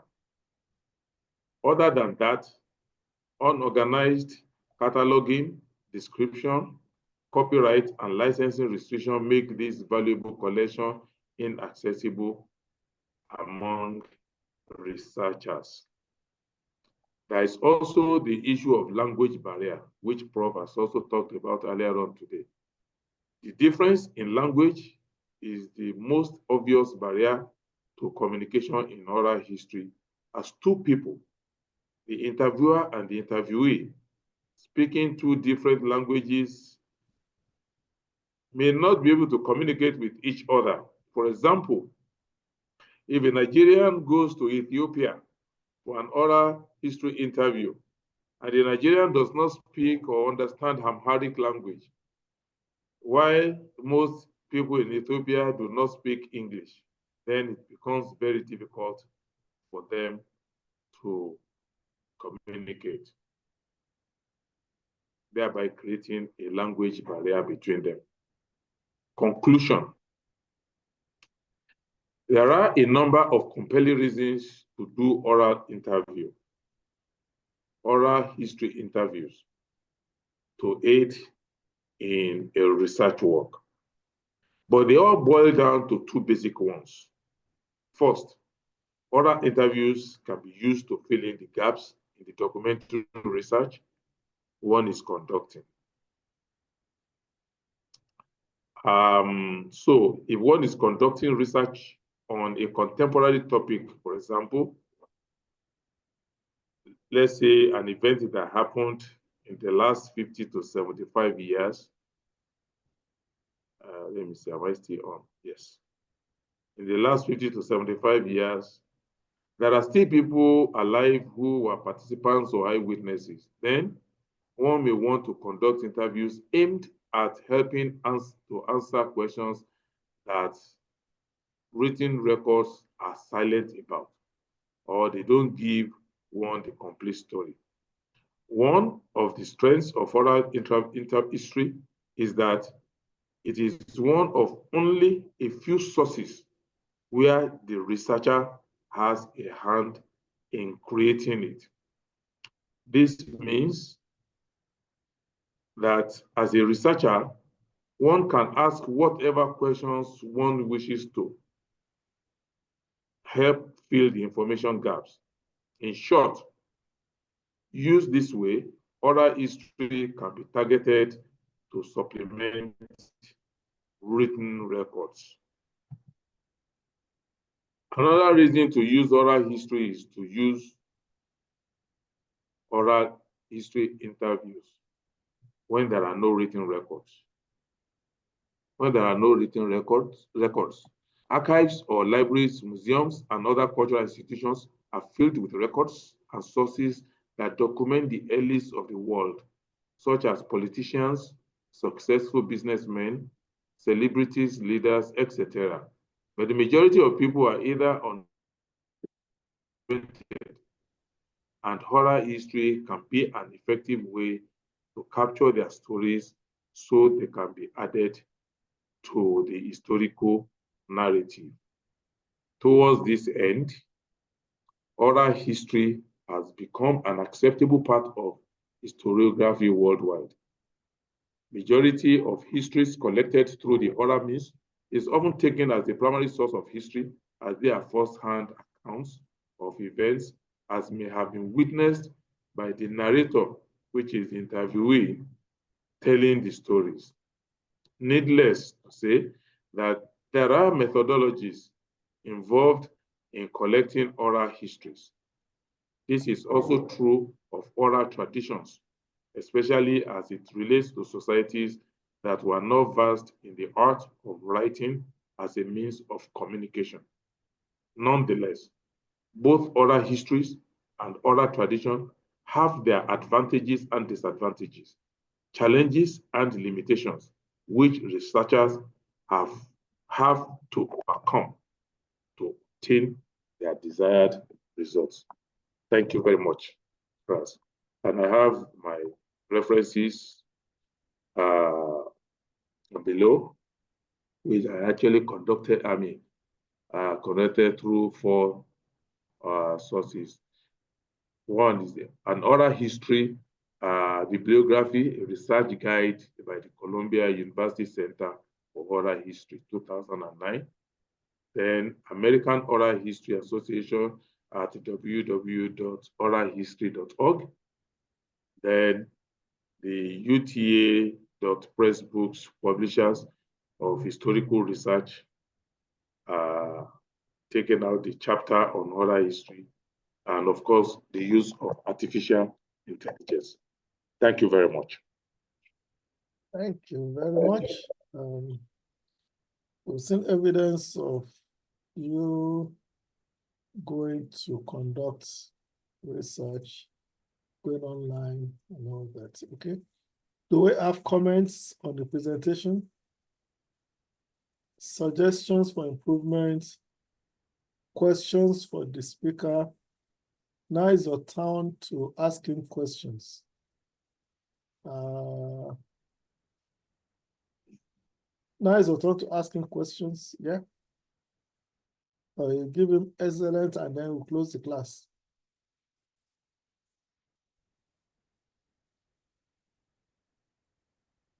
Adewale, Amao, comments?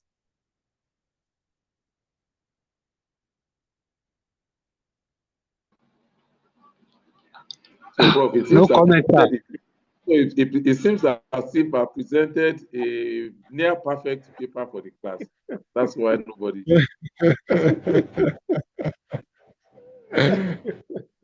Well, it's another oral history. You give it from your own perspective. You interpret Yes, sir. the presentation from your own perspective. So it's not for others to agree. And when I'm grading your script, I'm the one that will determine whether you have presented a perfect script or not. So, I agree, sir. so you're very Yes, free to award yourself a mark. But it's my own mark that matters.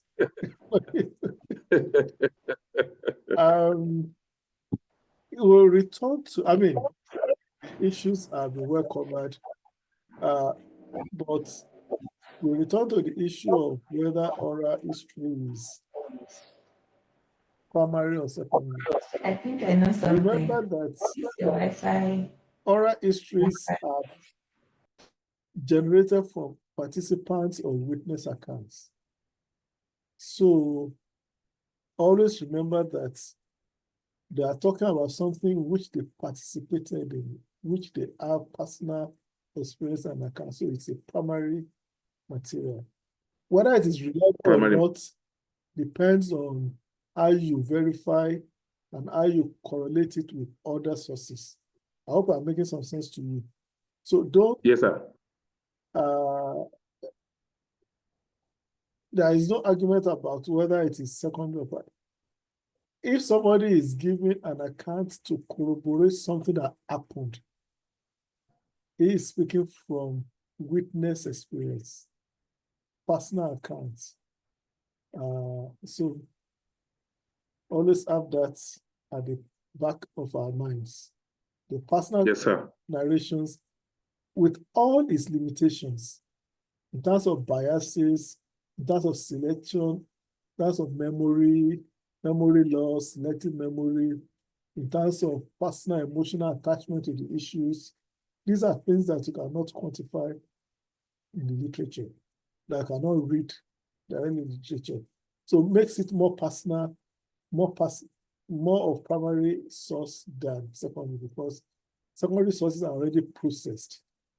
They are processed materials, mostly from primary sources like that. So I think you're good terms. Are there comments and questions generally? So that we can close the class. We have gone past our session for today. It's almost 2.5 hours that we have spent. Comments? Questions? So we go back to... I have a question, sir. Okay, is that Amaru? Can you hear me, sir? Yes, we can hear you.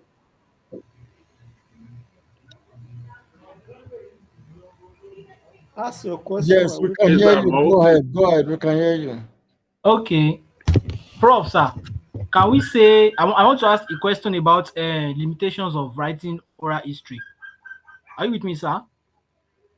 Ask your question. Ask your Yes, question. I want to ask, can we say oral history have a limitation of chronological dates? That is, sometimes when we ask questions and we are making interviews, some people seems to forget dates. Some people will say at the time of famine, at the time of XX, maize, stuff like that. Can we say it's part of the limitation, sir? The oral history does not relate to commoner things. If I cannot recall when I was born, does not mean that I have chronological issue. If you read OBJ's My Watch, when he said he was born during the Owu market, on the Owu market day, there are about 7 Owu market days in a month, and probably about 10, what am I saying, about 120 or 140 of them in a year, and multiply that by eternity past and eternity to come. So you don't know which Owu market day he was talking about. But there are other events around the time that after he had written his story, people said, oh, okay, he probably was born 2 years earlier than he guessed. So though he's celebrating 88 this year, people said, given the circumstances at the time he was recollecting, he's probably about 90 years old, okay? That is not necessarily a limitation in terms of the facts, okay? Chronology is not a major issue for oral history because that is not you already know when the event you want to interview about. You want to interview somebody about a particular event. You have done your own research. You already know the event that you want to. It's just a perspective you are looking for, or to complement, or to give voice to a perspective that has not been written.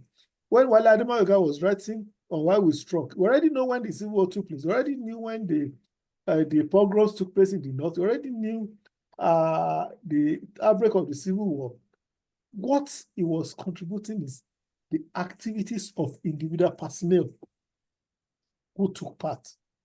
And his own narration is in the context of a larger structure. And that is what you should also target when you are interviewing people. Contextualize their presentations, contextualize their discussion with you, the information they are offering you in the context of the larger framework. So if you yourself don't even have an idea of what happened, then you can be confused. So the issue of chronology is not supposed to be a major one, because people are talking about what happened when they were there.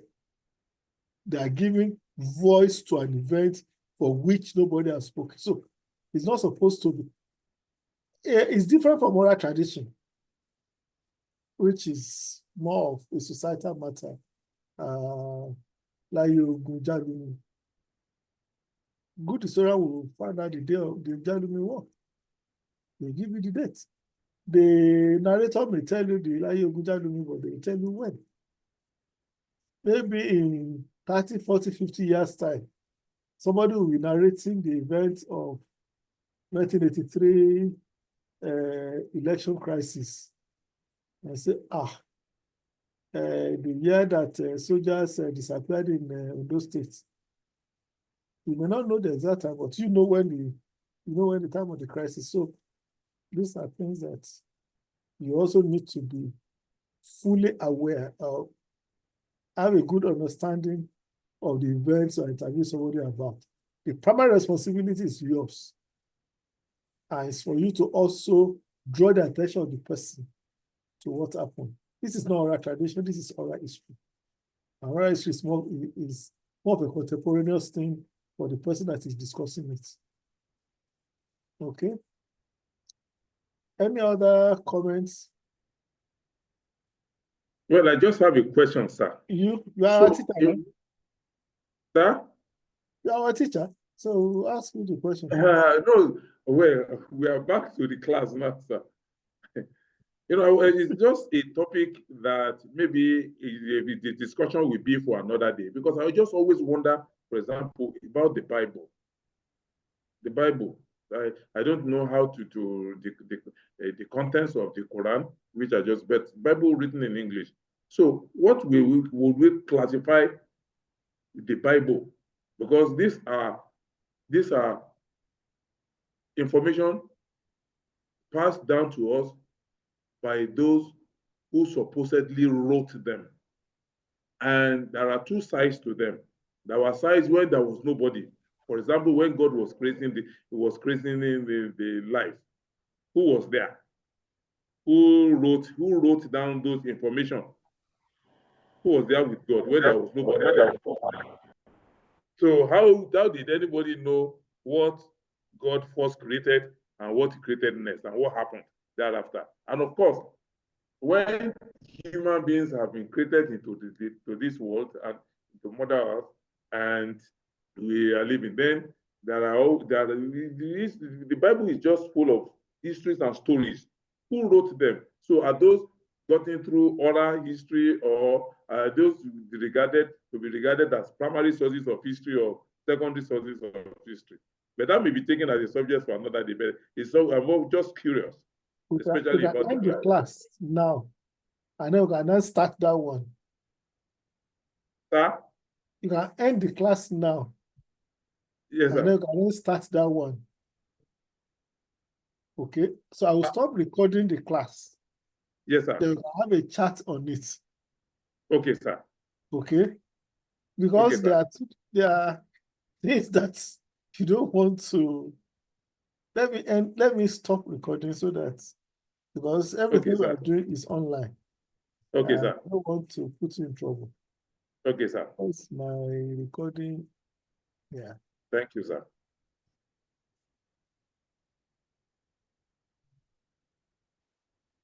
Sir.